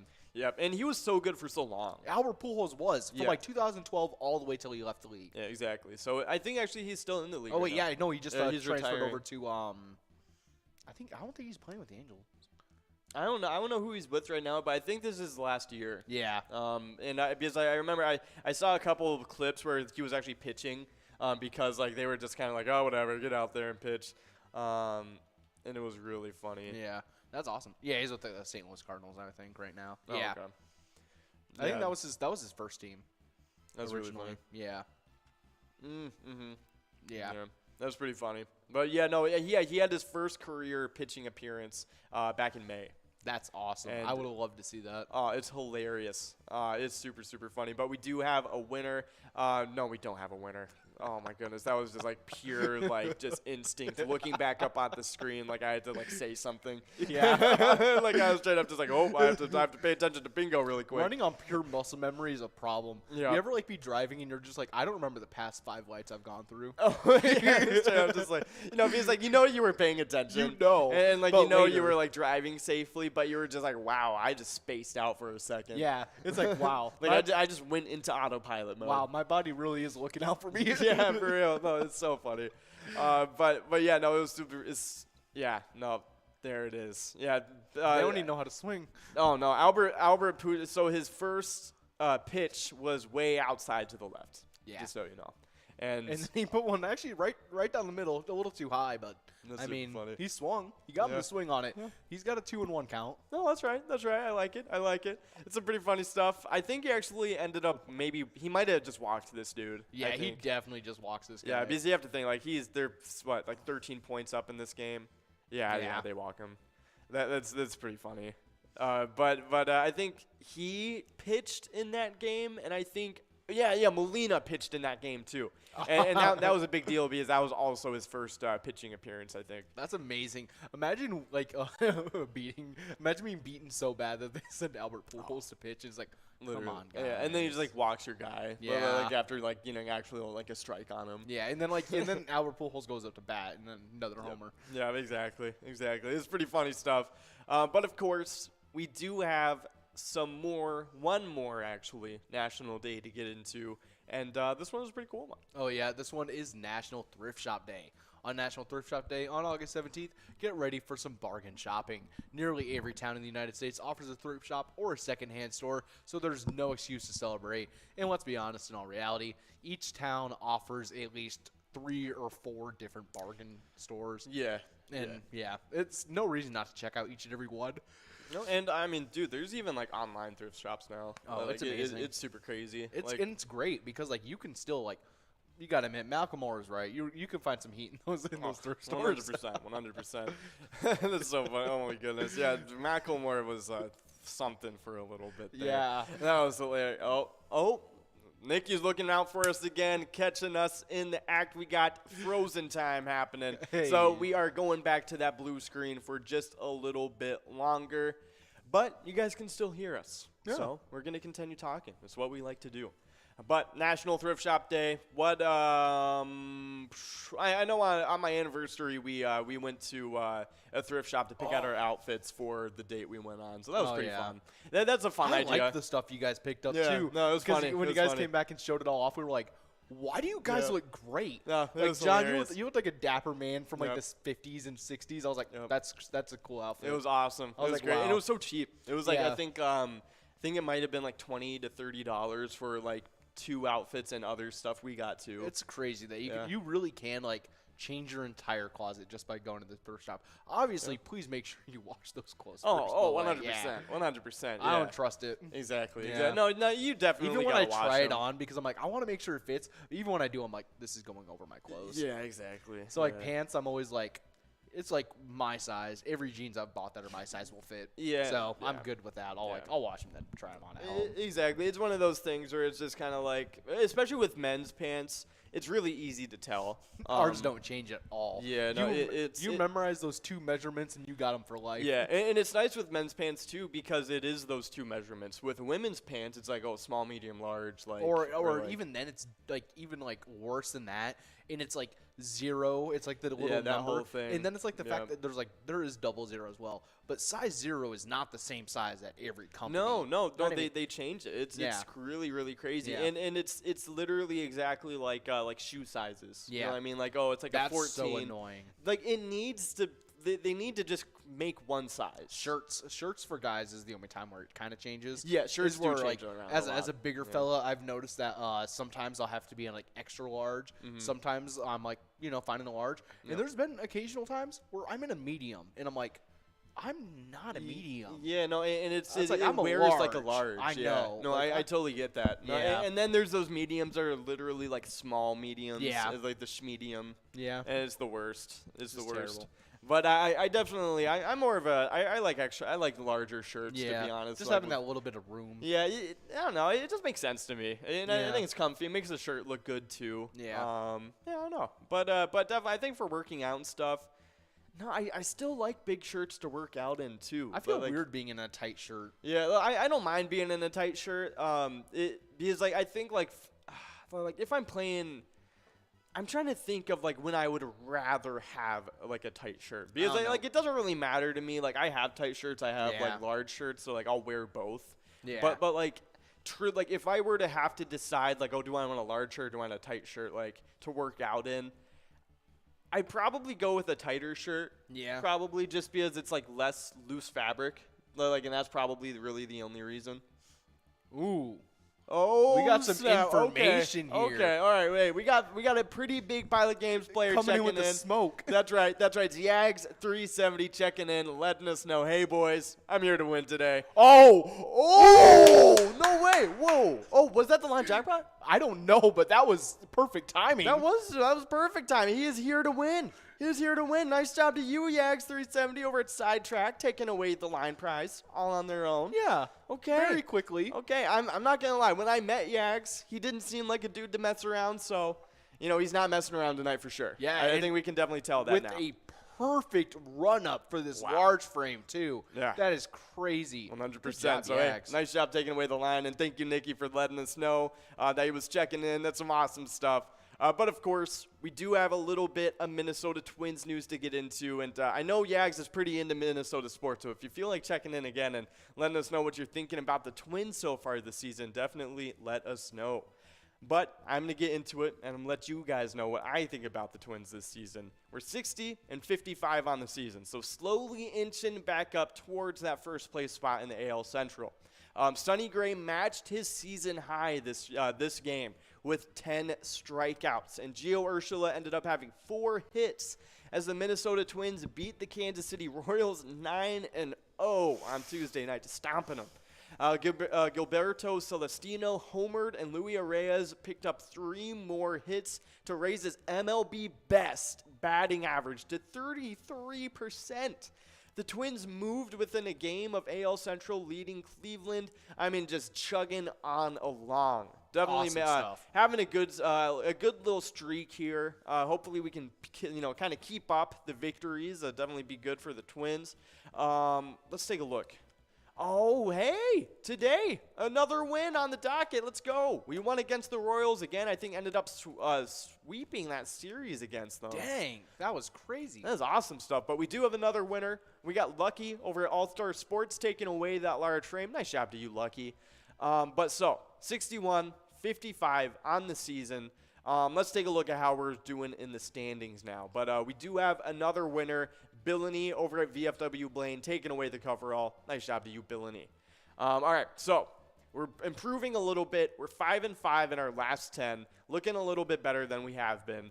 But Guardians still half a game up. They have same amount of losses, 1 more win than us. So it's tight right now. It is. I mean, but, we can definitely get back into the top of the AL Central. No problem. I agree. Let's look at what games we have coming up, actually. Yeah, we got the Rangers. We got 4-game series against the Rangers happening through tomorrow and this weekend, or Friday through the weekend, going on into Monday even of next week. And then we got a series against the Astros to look forward to. They just got off of a loss. Yeah. The Astro, but they've been doing pretty decent this season though, and they've been pretty consistently okay. Yeah, they've been really trying to change their name a little though. Yeah, you gotta have to earn that trust back. Hey, that's why Correa left. 100%. But I mean, hey, I gotta hand it to Correa. Like that was a nice move. I think going to a team like the Twins. Exactly. Coming off of a really down year, but he knows, okay, they have the pieces. They have some good, they have a good front office. They make okay decisions. I'm going to make this my landing spot and try and lead this team. And he's been able to do that. He's been able to do that so far this year. He's honestly really stood out. I feel like it's been a very different year for him, too. I think just, not being with the Astros and not being on as loaded of a team, I feel like. And it's been cool. I think he's going to become a better player because of it, and hopefully he just continues to shine. Yeah, I kind of like the little bit of leadership he's kind of gone in with. Yeah, no, 100%. And I definitely feel like we really needed that. I think Byron Buxton was a good leader too, but I just think he was more of the talent. You know what I mean? He was more of the talent dude, and I think Carlos Correa, he's a championship winner. You know what I mean? Even though, obviously, there's a little asterisk, but I think he's still, it's still there. He still has that credibility, and he's still he's a very good dude too. Yeah. And I think he brought a lot into that locker room and onto the fields too. Yeah. Very nice to see. 100%. So, anyways, we do have that series to look forward to against the Rangers happening starting Friday. And let's see how the Rangers are doing this season. I'm not really too caught up on what they're doing. Let's take a look where they're at in the standings. Okay, third in their stand. They're 52-64, doing meh. They're doing less than desirable this season, but you have to give it to them. They are playing with the Astros and Mariners in their conference, but they're also playing with the Athletics and Angels in their conference too. So they. What's that supposed to mean? They suck. I know. I was like Detroit fan. I'm like, I have no feelings regarding that. I'm so numb to losing. Exactly. You guys get to rag on me during baseball season. Oh, exactly. And then football season, it's time. Exactly. Hey, I don't know. Not this year. Aaron Rodgers. Did you see him talking about his receivers? I'm tired of hearing about Aaron Rodgers talking. No, because he's like the J.K. Rowling of football. No, exactly. The dude just somehow says the wrong thing all the time. Yeah. I don't like him too much. No. He's a good quarterback. He's one of the most talented players ever. Yeah, but don't get me wrong. But the dude he just makes himself unlikable. Yeah. And I feel like Devontae Adams low-key left because he was just kind of done. He was like, man, I'm going to go play with my friend. I'm going to go play with Derek Carr. Dude needs to shower. Oh, my gosh, yeah. Every time I see it, he definitely does give me, you've heard his recent comments, right? So he took a certain something before some games, and he said it made him a better quarterback, apparently. But it was illegal. In the NFL, it was legal. It was a psychedelic of some sort. And he talked about it. He was like, oh, I've become a better person because of it, and blah blah blah, and talking about all this. And I'm just like dang, like you did all that and like still choked in the playoffs. Like, man, come on, dude. Like, you can't be doing all that and still doing that. No, you can't do that and lose. And then it's just looking At at least that like one pitcher like did something like that and then threw a no hitter. Exactly. It's just one of those things, but. It's some funny stuff. Aaron Rodgers, he's definitely a very eccentric quarterback in the league. I feel like something. Yeah, but we do have a winner. We got 2A Girl over at Neighbors Pub Dover taking away that large frame. Nice job to you, 2A Girl. But I mean, like, even looking past that, like, I think that definitely does have an effect on like if you want him on your football team or not, though. Oh yeah. Like even looking past his skill and looking more about like how he affects his team in the locker room and how good of a leader he is and stuff. Yeah. I don't think he checks those boxes necessarily. No, and then maybe towards like the upfront of his career, it really did look a lot more promising. Yeah, no, I agree. And then even because with he was like a young cocky quarterback. Yeah, it was just like characteristics, and then like you almost just thought it was like a light side of like personality. Yeah, and then just kind of like Yeah, and then I think there were a lot of there's some other issues that kind of popped up too that kind of called him into question that were just like, oh, okay, like maybe he isn't the best like dude. Yeah. But we do have another winner. We got Rox Jim over at Sunshine Depot taking away the coverall. Nice job to you, Rox Jim. Yeah, I even like seen the line prize going out to Miss Yags in this game. No, nice job to you.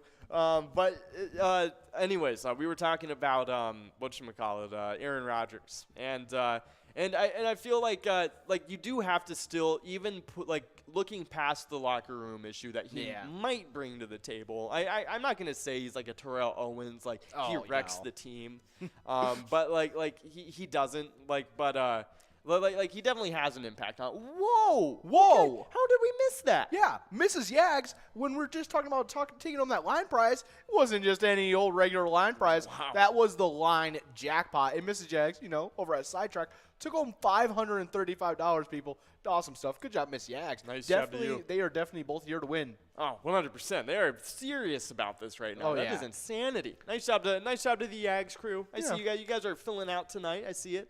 But 100% some awesome stuff. But we were talking about quarterback stuff. But I think you still kind of have to take them in the top 3 quarterbacks of the league.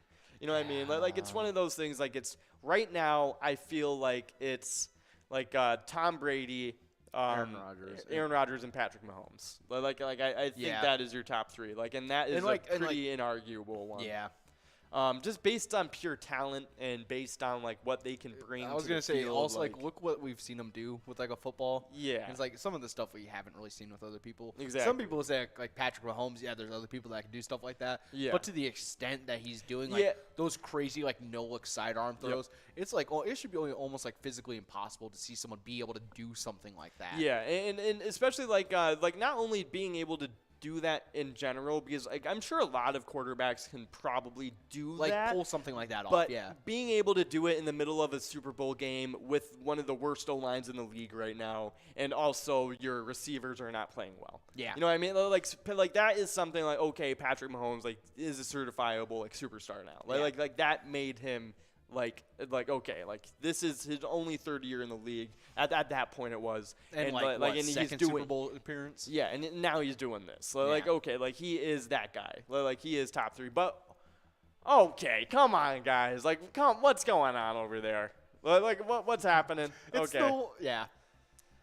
Yeah, Mrs. Yags over at Sidetrack again. 3 games in a row now. One of those Yags people took home a line prize. Nice job to you guys, though. Getting a little suspicious. Yeah. Getting a little suspicious. I don't know how I feel about that.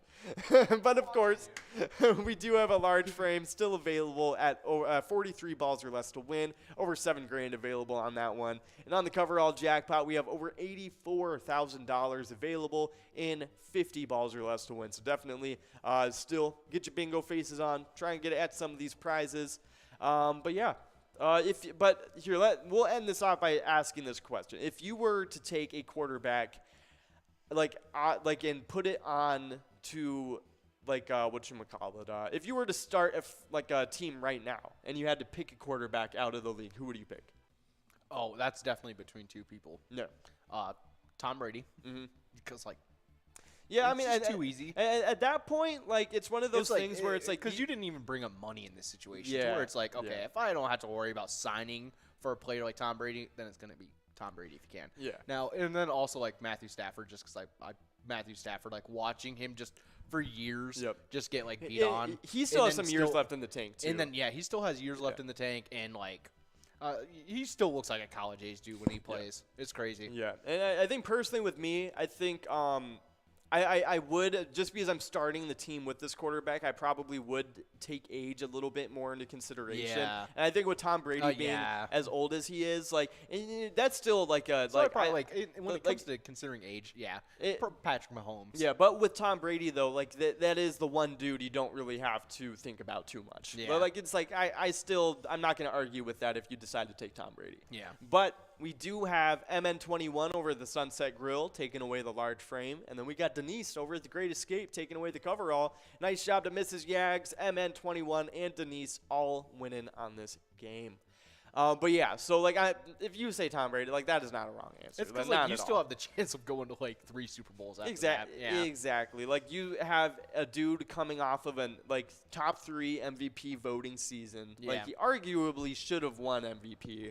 Like you know, like it's depending on how you're looking at it. But I mean, like that is definitely an answer. Like that is like a top answer, and I feel like I would take him over a lot of other quarterbacks in the league. But if I were to decide on building a franchise with like one of the current quarterbacks, I would probably go Patrick Mahomes. Yeah. Josh Allen. These are just solid, like great, like young. Yeah, answers, anybody on on TV is gonna say these answers. Like Patrick Mahomes, Josh Allen, and probably Herbert. Yeah. Those are going to be the top 3 in my eyes. Just because, like, they have, like exactly. They literally, like, just got in the league. And, like, the talent that they're showing already, it's crazy. Yeah. And I definitely think that, those guys, and they even still have room to improve, too. Yeah. Especially Herbert. I think he has a lot of room to grow going into these upcoming seasons, so it's going to be interesting to see that. But if I'm going to be a little controversial, in selecting a quarterback where I think, like, okay, like, I'm just going to take a chance on this dude. Yeah. Like, I think it's going to have to be, like, Colin Kaepernick. Colin Kaepernick, just coming out of retirement. Let's see. I think I think the guy I'm going to go for is probably, I'm going to say Lamar Jackson. I'm going to say Lamar Jackson just because, like, he's one of the younger quarterbacks in the league, right? Youngest, actually, by the way. And he's, like, one of the most freakiest athletes at the quarterback position. I was going to say, because it doesn't even look like he should just be playing quarterback. Yeah, anyways. Like, he is more like, what's the dude on the Saints? We're talking about the I forget his name. The human Swiss Army knife. Yeah. Yeah. Saints QB. I forgot because he was like a running back or something in college. Tight end. Tight end. Yeah. I think he was a quarterback in high school. Oh yeah. Is he not on the team right now? Oh no, he's at tight end. Taysom Hill. Yeah. Taysom Hill. And obviously Taysom Hill is a crazy athlete too. Oh yeah, it's just ridiculous. Like the things that you see him do to the point where they even make commercials about how he's literally just like can be in any spot. Yeah, exactly. And so it's like it's one of those things, but like Lamar Jackson has the elite arm though. You know, like he obviously that's one of the things that people poke at him about, that like, oh, he can't throw it as well as like other elite quarterbacks, but you're comparing an elite quarterback to other elite quarterbacks. Yeah. He can throw it better than most of the quarterbacks in the league. Oh, yeah. Still. You know what I mean? Like this dude is still, like, that is still an elite part of his arsenal. It's just the fact that he's not competing with the top 1% in the NFL. Exactly. Like, okay, he can't throw it as good as Patrick Mahomes. Okay. Yeah. Most other dudes can't throw it as good as Patrick Mahomes. That's because, 99% of humans on the planet can't throw like Patrick Mahomes can. Exactly. Like, you can't really compare his arm to Patrick Mahomes or Aaron Rodgers. That's not how he plays the game either. And it's also one of those things where, like, his running game also makes his passing game better. Yeah, because it means that you aren't just relying on that sole one weapon. Yeah, and plus it's drawing the defense closer. Yeah. You know what I mean? So it's kind of freeing up downfield a little bit more by, kind of you're at that point becoming a gravitating piece on the team. And Yeah, because that is what makes an MVP. You know what I mean? Like when you're affecting the defense that much, making them like anticipate you being able to just take off and get a quick 10 yards on any given play, like that opens up the field so much. And that's why they haven't relied too much on getting talent at the receiving position. Yeah. Because they just haven't really needed it. Like, you know what I mean? Like he's been able to just throw to, the talent that they've had. But I think that's definitely going to have to be a change that they're making soon, because I think he needs to start developing his arm more. Yeah, I think because that is a part of his game. He's good at that, so they need to start resorting to that more. Yeah, because like once you do that, then it's just another like solid weapon that you have. Exactly. Yeah. And it definitely is a weapon that he already has, but Like utilizing utilize exactly that, to be able to utilize it properly, and I think that's the next step he has to take in order to be like an inarguable top 5 quarterback right now in the league. But we do have a winner on the large frame. We got, a player over at Boathouse, Alaska over at Main Street Bar, Daisy over at Slim's Bar. That's a throwback. All of them splitting up the large frame. Nice job to you guys. And then we got Ken Nutt over at the Foundry Pub. Interesting name, taking away the coverall, but nice job. But nice job to all those winning on this game. Definitely a good one. But we are going to take a quick break going into this one. We'll see you guys in a sec. With 83,000 points. With 129,000 points in 5th place, we got VFW Blaine. 4th place is Poppers in Virginia with 141,000 points. With 203,000 points in 3rd place, we got Corky's Bar South Haven. 2nd place is American Legion Fridley with 236,000 points. And with a whopping 305,000 points so far in this season 12, sitting in 1st place, we got VFW Spring Lake Park. That is some pretty that is some pretty impressive stuff happening right there. But make sure you guys are coming out each and every day from 12 to 1 to try your hand at the lunchtime bingo, whether it be Twins bingo or Vikings bingo.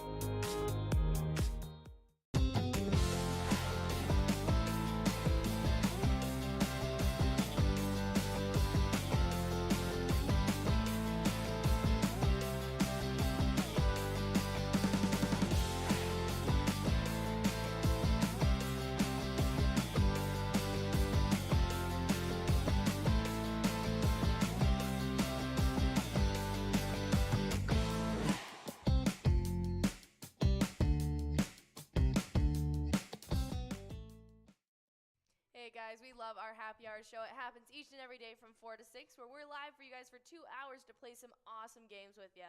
Oh, yeah, and our standings sit like this. In 10th place, we got a three-way tie between Wolfstein at Carboni's Pizza, CR Billiards, Crazy Kid over at the Tasty Pizza Hangar 45, and Jay Surma over at Grumpy's Bar and Grill in Roseville. They all have 10,000 points. With 11,000 points, we have a three-way tie in 7th place between Dustball 75 at Charlie's Sports Bar and Grill, Tesla at Friends Bar and Restaurant, and Kirby over at American Legion Fridley.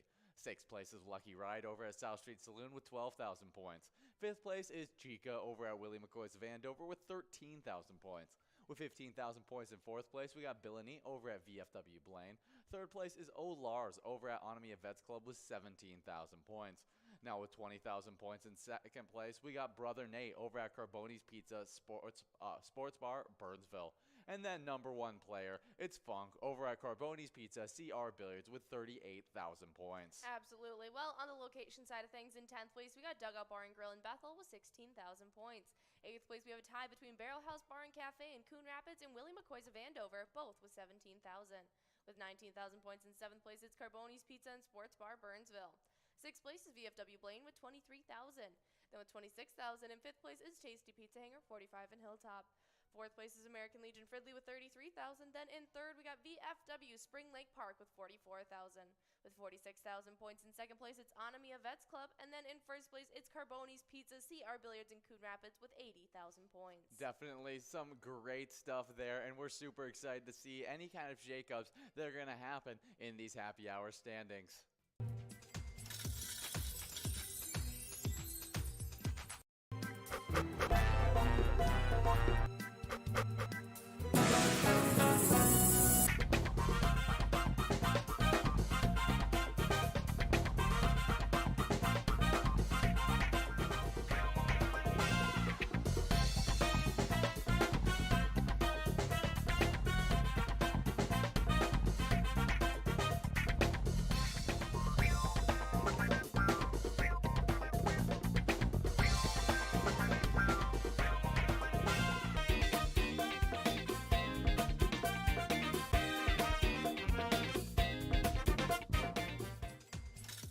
Hey guys, how's it going? Welcome back to some more Skull Bingo. We only got about 20 seconds left to get into it, so definitely get into it and try to get a chance at this next game.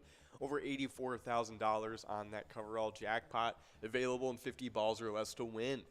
But we got a couple winners to get into because actually we missed out on another line jackpot on the game we were here for. Yeah. So it was nasty over at the Foundry Pub, taking away $161 on that line prize. Ooh. Nice job to you.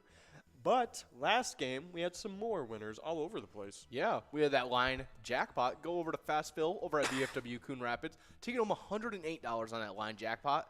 We had a large frame Musco that went out to Nomad over at Signature Bar, taking home $28 on that one. And that coverall Musco on that last game went out to Player over at Carboni's Pizza Rochester, taking home $43 on that Musco coverall prize. Good job to all of our winners in that game at 17 of Skull Bingo. Awesome stuff. Nice job to you guys winning on that one. But of course, we do have this game rolling on right in front of us. We got the line prize set at $21. We got the large frame set at over $8,000 and 43 balls or less to win. And we got that coverall jackpot available in 50 balls or less to win. It's right now over $85,000. But we do have Sludgy over at the Sunset Grill taking it away. Nice job to you, Sludgy, winning $21 on that line prize. But of course, we were talking about Twins news. We did have that game against the Royals today. We won against them 4-0. Let's take a look just to make sure we don't have any crazy news going on. Let's take a look. Oh, okay. So wait, apparently we got a little. They have a little snippet about the game. Let's take a look at what they had to say. But just making sure that we're. Oh, interesting. Wait, so Tyler Mall apparently got pulled from the game. All right, so Mall is supposed to help anchor a shaky Twin starting rotation down the stretch. So making his third start since being traded to the Twins, right-hander Tyler Mall left Thursday's game against the Royals in the middle of an at-bat with what the team is calling right shoulder fatigue. Maul left the game 2 batters into the 3rd inning. He began the 3rd by striking out Adam Eaton and was pulled when Rocco Baldelli and the Twins trainer visited him on the mound when he was ahead in the count 1-2 against Mikhail Garcia. Whether there's an injury or he was pulled as a precaution is unknown, but his fastball averaged about 89.2 miles today, which is well below his season average, 93 miles per hour. That's pretty crazy. Well, honestly, that's probably why his shoulder's acting up right now. Once you're like trying to average constantly over like mid 90s fastballs, that's pretty insane. I gotta say that is pretty impressive. He's averaging 93 miles per hour. It's crazy. But we do have a couple winners. We got Yags 370 making another appearance over at Sidetrack on that large frame. Nice job to you, Yags, taking it away. But we got the coverall winner, Billany, over at VFW Blaine, taking away the $52 on that one. Nice job to Sludgy, Yags, and Billany, all taking away some prizes on this one. But injuries have continued to just hammer the Twins this season. Chris Paddock made just 5 starts before undergoing Tommy John surgery. He was obviously Minnesota's big addition just days before the season began, coming to the Twins in the trade that sent Taylor Rogers to the Padres. Sonny Gray hit the injured list twice in his debut season with the Twins, and rookie right-hander Josh Winder has been out since May with shoulder impingement. So it just hasn't been a great time in the injury category with us. Especially not for a pitching room. No, especially not for the pitching room, but we've tried to make it work. We've been able to chug along anyways, and but yeah, it's definitely been rough with our pitching room. But let's take a look at what somebody said about the game today. So apparently the MVP out of this game was Jose Miranda for us. No one really had a rough game. Apparently it was a really good team win with Emilio Pagan playing pretty good too. Yeah. Definitely some awesome stuff. Credit where credit's due. Nice. Yeah, 100%. Let's see. Other than that, yeah, nothing really going on with there. Awesome, just an all-around good game, apparently. I mean, it's easy to look good against the Royals, to be honest, especially this season. Yeah. So, yeah, hopefully we can just keep it going and, just keep adding wins to the win column. But until then, you guys know, we have teamed up with the Minnesota Twins for the E-Type game, Twins Win. You can play today wherever Pilot games are played. So definitely try it out. Let us know what you think. We love hearing your opinions about all of the games we got here. But we do only have a few seconds left to get enrolled into this next game, so definitely go ahead and do so. In the meantime, though, we have the Twiking Zone standings to get into. And this is what you guys earn points for every day from 12 to 1 when you're playing Twins Bingo. So I'll let you take away these player standings because they're looking pretty crazy. Oh, yeah. Starting us off in 10th place, we got Juicy Loser over at VFW Columbia Heights with 39,000 points. In 9th place, we have T-Bone over at Poppers with 40,000 points. Pretty short lead there. In 8th place is Tez over at Poppers with 53,000 points. With a pretty solid lead away from 8th, it's 7th place Red over at American Legion Fridley with 79,000 points. In 6th place, we got Caribou over at Cooper's Restaurant with 87,000 points. In 5th place, it's Nan over at Corky's Bar South Haven, closing in on that 100,000 point goal with 96,000 points. They're only about 1,000 points behind 4th place Mikey Wins, who's over at Steve-O's with 97,000 points. In 3rd place, we got Scrub Eye over at VFW Blaine with 114,000 points.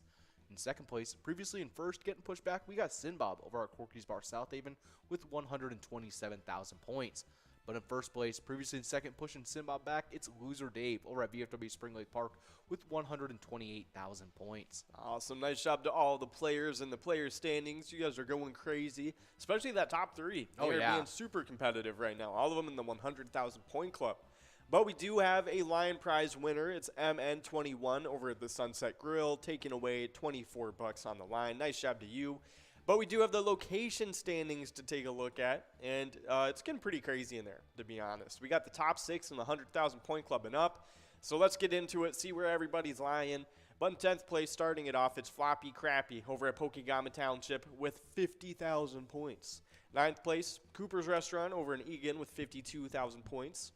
8th place, Carbone's Pizza. CR Billiards taking it away with 75,000 points. 7th place is Miniger Sports Hub on the Crescent with 84,000 points. 6th place is Our Place on 3rd and Faribault with 100,000 points. Fifth place is VFW Blaine with 138,000 points. Fourth place is Poppers in Virginia with 149,000 points. Third place, Corky's Bar in South Haven has 209,000 points. In second place, we got American Legion Fridley, and they are second only to first with 255,000 points. But even though they're second to them, they still have a while to go before they catch up, because in first place, it's VFW Spring Lake Park, and they have 332,000 points. Nice job to all the locations and the players in these standings. You guys are doing some nice stuff. But we do have balls dropping and continuing to drop on this game. We got Jackson over at Duck Sports Bar taking away the large frame. And then, hey, we got Berto 231 over at Corky's Bar Richmond taking away the coverall. Nice job to all the winners on this game, each taking away a prize on their own. But, of course, good job to the standings. You guys are doing great.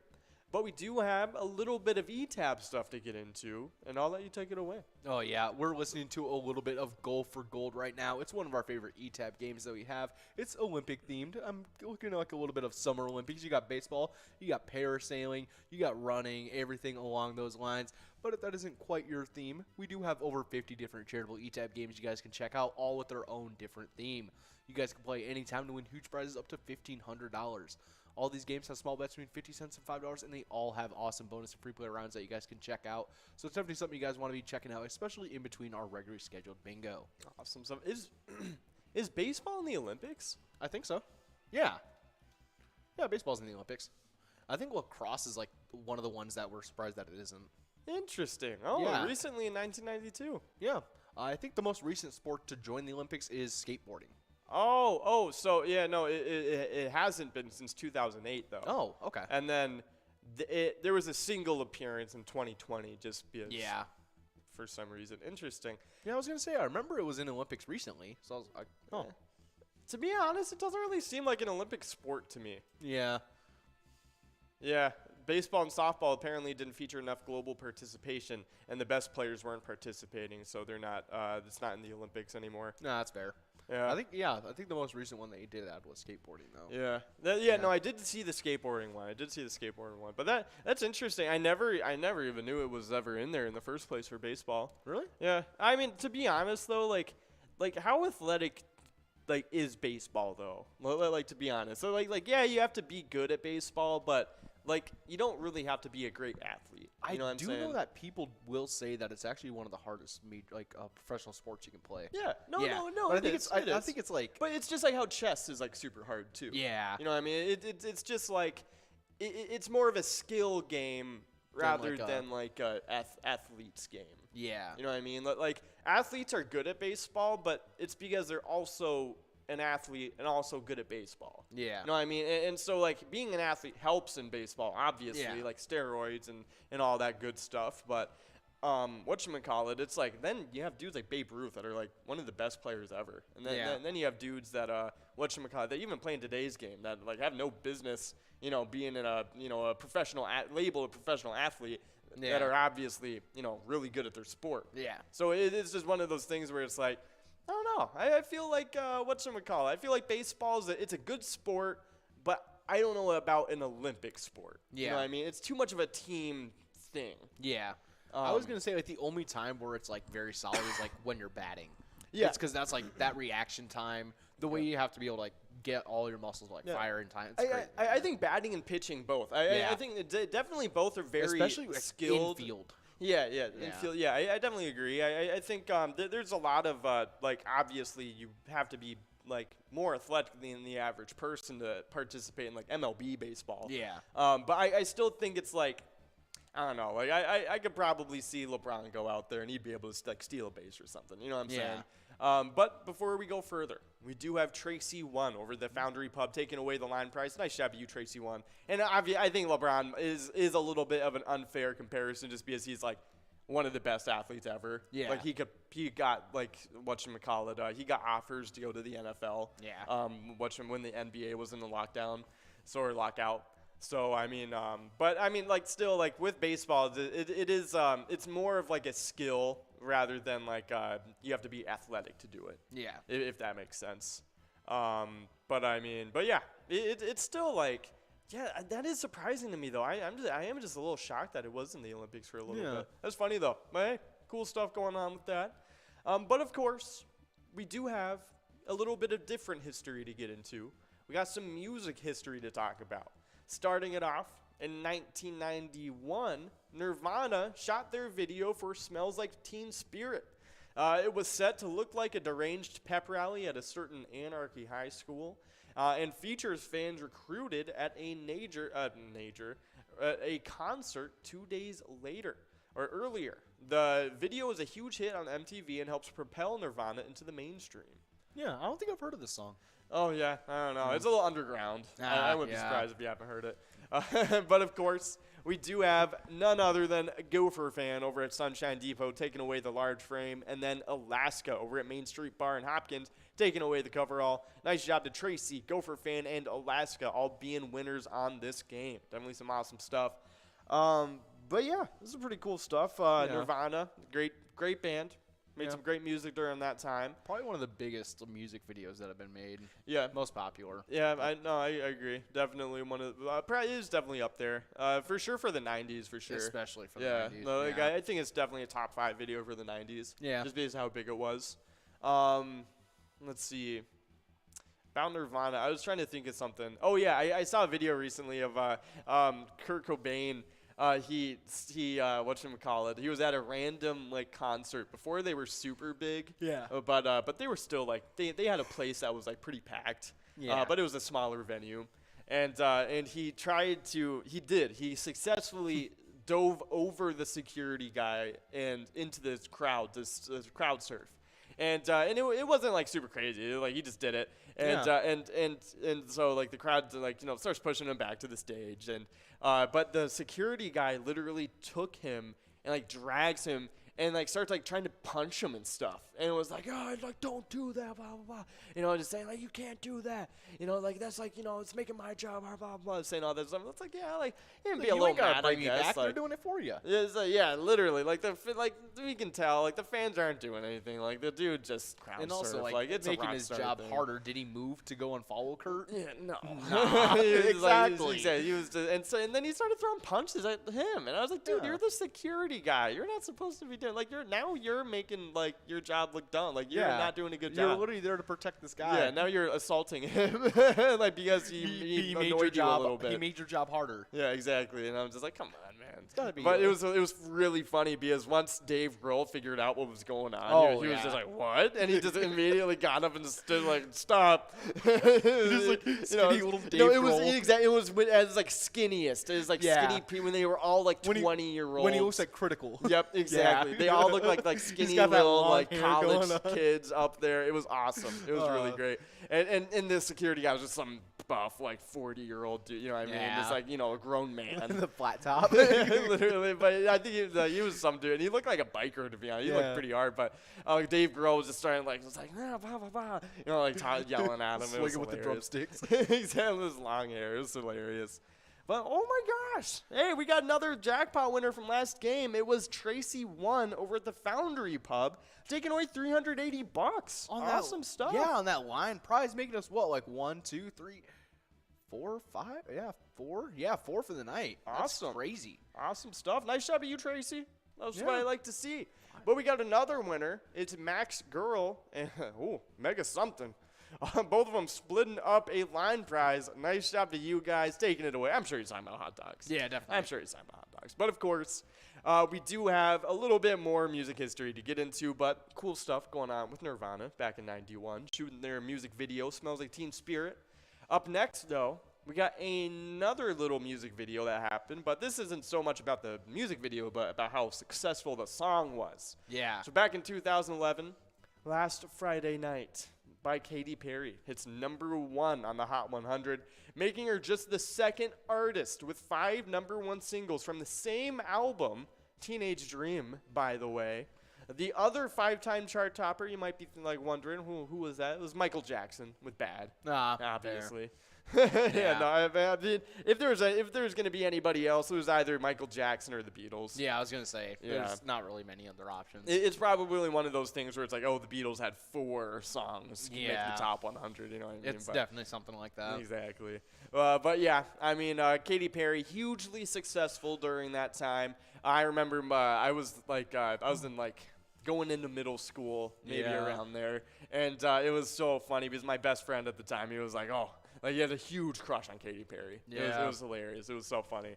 But Katy Perry, super. I think she's pretty nice, right? Yeah, she's Yeah. We're good. Yeah. I figured she was like nice, known for being a pretty nice Nah, celebrity. she's a chill human. Yeah. Yeah. So hey, cool stuff, Katy Perry. She always made some cool songs and stuff too. And honestly, I respected her a lot because of how much effort was put into her music videos. Yeah, they always had like something going on with Yeah. them, and I was always like, dang, Yeah. you really put in production to this thing. Exactly. And honestly, like I really miss music. I always talk about this all the time. I Yep. miss music videos. They Like, were so great. they were great. It helps because like it can even help people like understand the song better even. Exactly. Yeah. But before we go further, we do have Don 1515 taking away a double win over at American Legion Cleveland, winning the large frame and the coverall. Not too shabby, just Oh. under, like just about $90 right there on those 2 Nice. prizes. Nice job to you.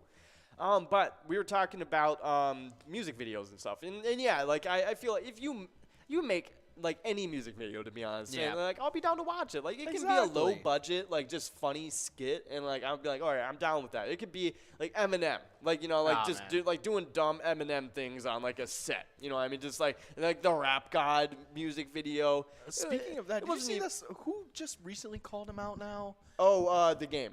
Yeah, that was such Yeah. a bad rap. Yeah, the game. Yeah, it was really terrible. And, I know. I'm like, wait, why are you even trying?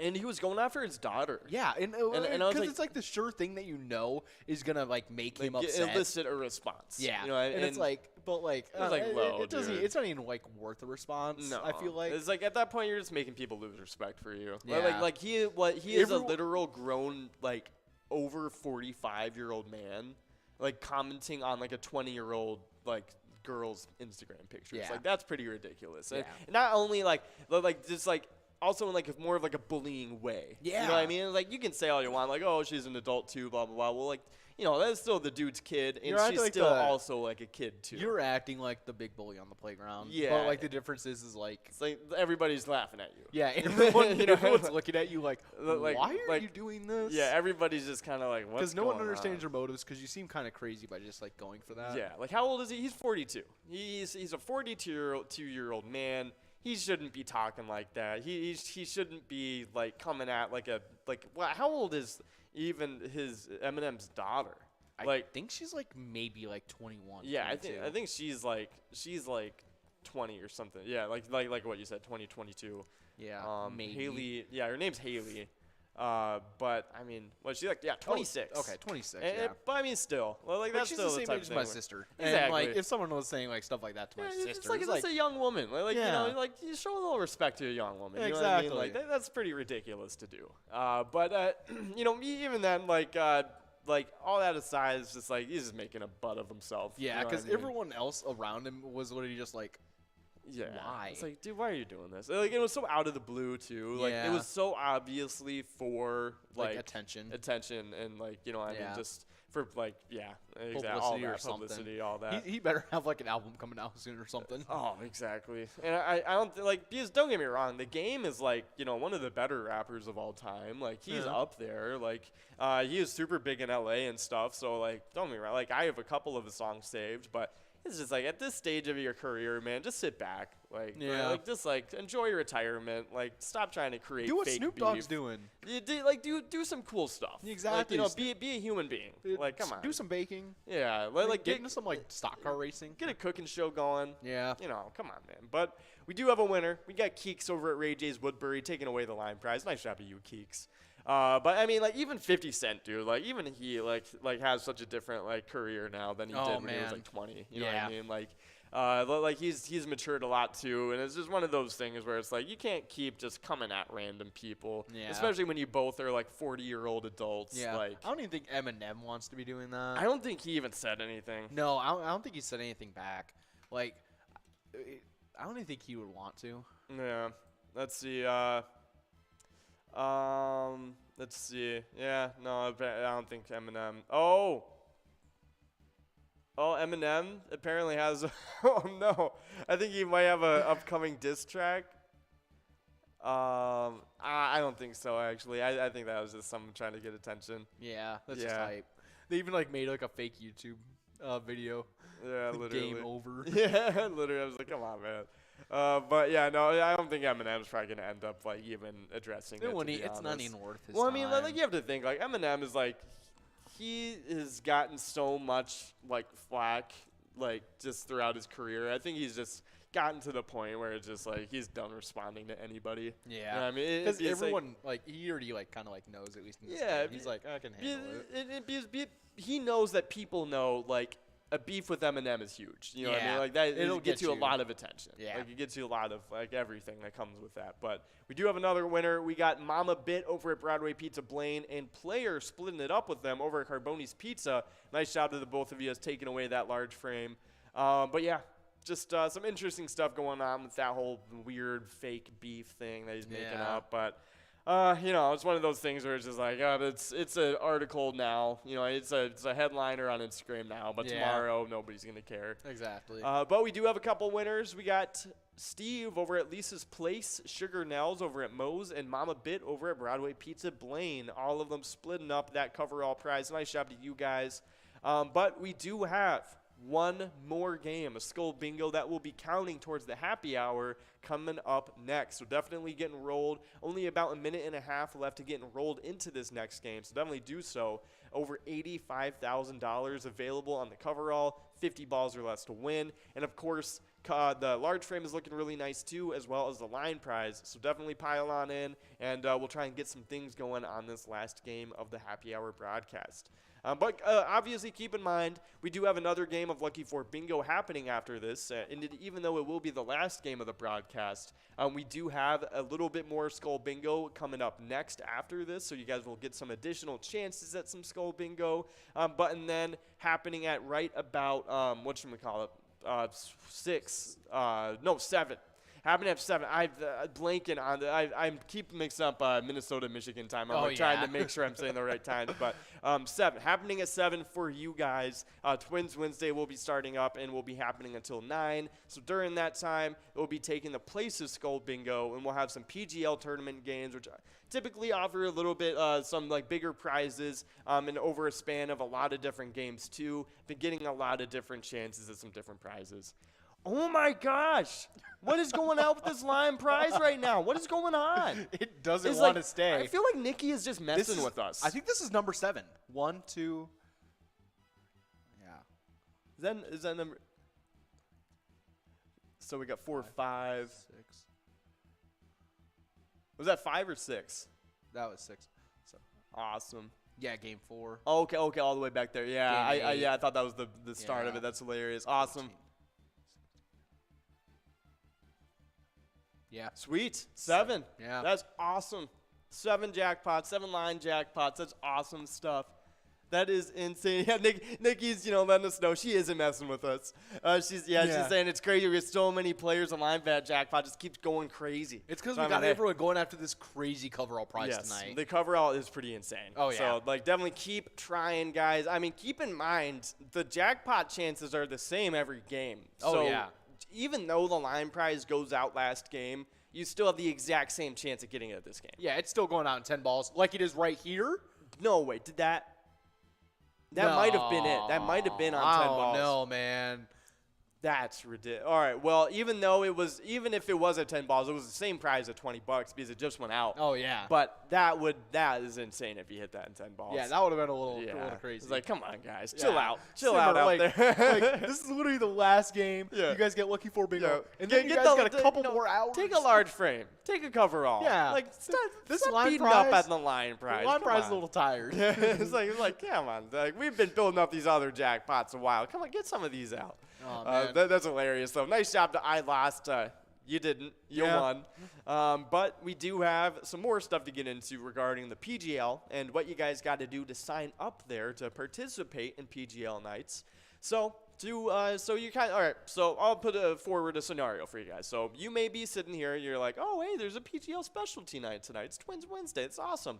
Well, I can win some money like usual. I don't typically take part in the PGL festivities with my account, but, maybe I'll make it a little different tonight. Oh, yeah. So you would decide to make a PGL account. You go on your phone, you go to pgl.world.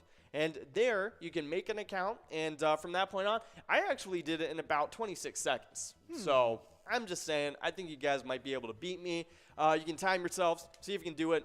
I don't know. It was pretty fast, to be honest. So I actually had a couple, I had my email autofill, too, so that knocked off, a second or two. That's cheating. It was awesome. You got to It was type that awesome. out. No, but if you're on the phone, I think Yeah. it's within the guidelines. If you're on the computer, obviously, well, I don't know. It autofills on computers too now, though. Yeah, it is, because it's like a Chrome thing. Yeah, Chrome. Yeah. Yeah.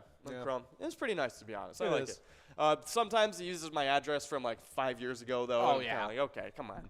But we do have a couple winners. We got we gave out the jackpot. We gave out. Oh my gosh, wheels. Oh, okay, we gotta chill. Okay, I'm sorry. We just blew out every single Pilot TV speaker. Oh my goodness, Wheels just took that home. Wheels just took that home. With the coverall not coverall, with the large frame Musco as well. That is crazy. I forgot what we were just talking about. Wheels. Oh my goodness. I don't know, but Wheels are round and they have $85,000. Good job to you, Wheels. I was just saying, stop beating up on the line prize, take the coverall or something. And Wheels took that a little too literally. Okay. crazy stuff, Wheels. Wow. Definitely some awesome stuff. We love Wow. to see it. Yeah, Nikki's sending in woohoos. He's going crazy too over Yeah. there. That's insanity. Just my as you were goodness. bragging about your PGL sign-up time. I know. That's what we were talking about. We were talking about PGL. Yeah, that's right. Oh my goodness. Hey. Wheels. Okay, Wheel. I see you. Maybe you might want to keep that luck going tonight, to be honest. I know, because That's right crazy. after this, Wheels, you got some lucky for bingo. Yeah. Over $27,000 in prizes on that game. We got some more skull bingo with some awesome prizes on that large frame. That was on the last game too. Yeah. That was last game, last ball possible. That was perfect. That was great. Okay. Wheels had this planned the whole night. Yeah, that was a nice win. I got to say. We're over here playing checkers and Wheels is playing chess. Yeah, Wheels is out there having 3D a chess. whole movie moment right I now. know. That dude, oh my gosh. I'm happy for you, Wheels, right now. That's awesome. We're all just ecstatic. Wow. Wheels at Municipal Liquor Store Nevis took home the total prize with that large frame and coverall, $85,252. Okay. I was just thinking, I was like, man, after this game, they have 4 hours they have 4 hours total of skull bingo with a little bit of interruption. That's right. But they would have had so much time for that coverall, and I was just thinking, I was like, it's gonna be sad that we don't get to give it out. Very true. That's insane. That is Wow. insane. Nice job to you, Wheels. Times like this, should put a tip jar up on the broadcast. We should. I'm responsible for that jackpot. I know. I feel like the cashier at the screen. You turn it around, and then they just make that awkward eye contact. No blinking, nothing. 100%. Just please. Are you gonna tip? Every single time, I'm like, no tip. That's so funny. If anything, I think the closer thing is you work at McDonald's and remember when they had those little scratch offs on the cup? Oh. Imagine being a worker there and you're just about to go on break and you're like, oh, I'll grab myself a large cup before I go. And then you're like, oh, I got to take this customer really quick. And then they take your winning cup.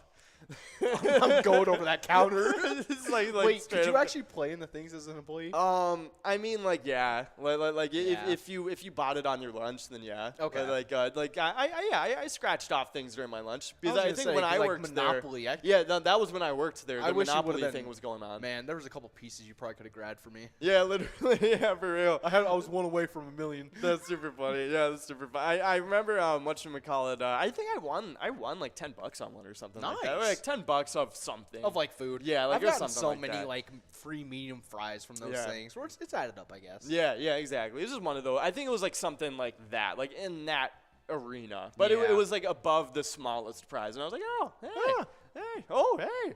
We got JJ with a G, and then JJ with a G, and then I Love Money too. Both splitting up that Musco prize. Nice job to you guys taking it away. But of course, we have the most important part of the broadcast to get into, and it is our player spotlight for this week. It is none other than the Pust over at Northeast Palace, and they won a jackpot over $6,000. Nice job to you, taking home the biggest jackpot of this past weekend. Excuse me. But, when they won that jackpot, they were supporting a great charity at the same time. And that charity is the Minneapolis Firefighters Local 82. Their mission statement is to support the men and women of Minneapolis Firefighters Local 82, it's hiccuping and everything. But they support the men and women of this charity who proudly protect the residents and visitors of Minneapolis 24 hours a day and 365 days out of the year. It's some awesome stuff, a great charity, great message, and of course a great jackpot on top of all that. So nice job to you taking it away and being the player spotlight. But of course, it always just brings us right back around to whatever you guys are doing. And you guys are, of course, supporting your local charities. And remember, whenever you are playing Pilot games, your community wins. Have a nice rest of your day, and have a nice TwinsWinsDay as well. Ooh, we're still here. Howdy. See you guys. Hoppers in Virginia holding on to first place for another week, sitting with 1,918,675 points. Yeah, well, if you guys want to be joining up in these standings, make sure you're coming out for Tuesday and Wednesday night, as well as being signed up at pgl.world and becoming a member of our league.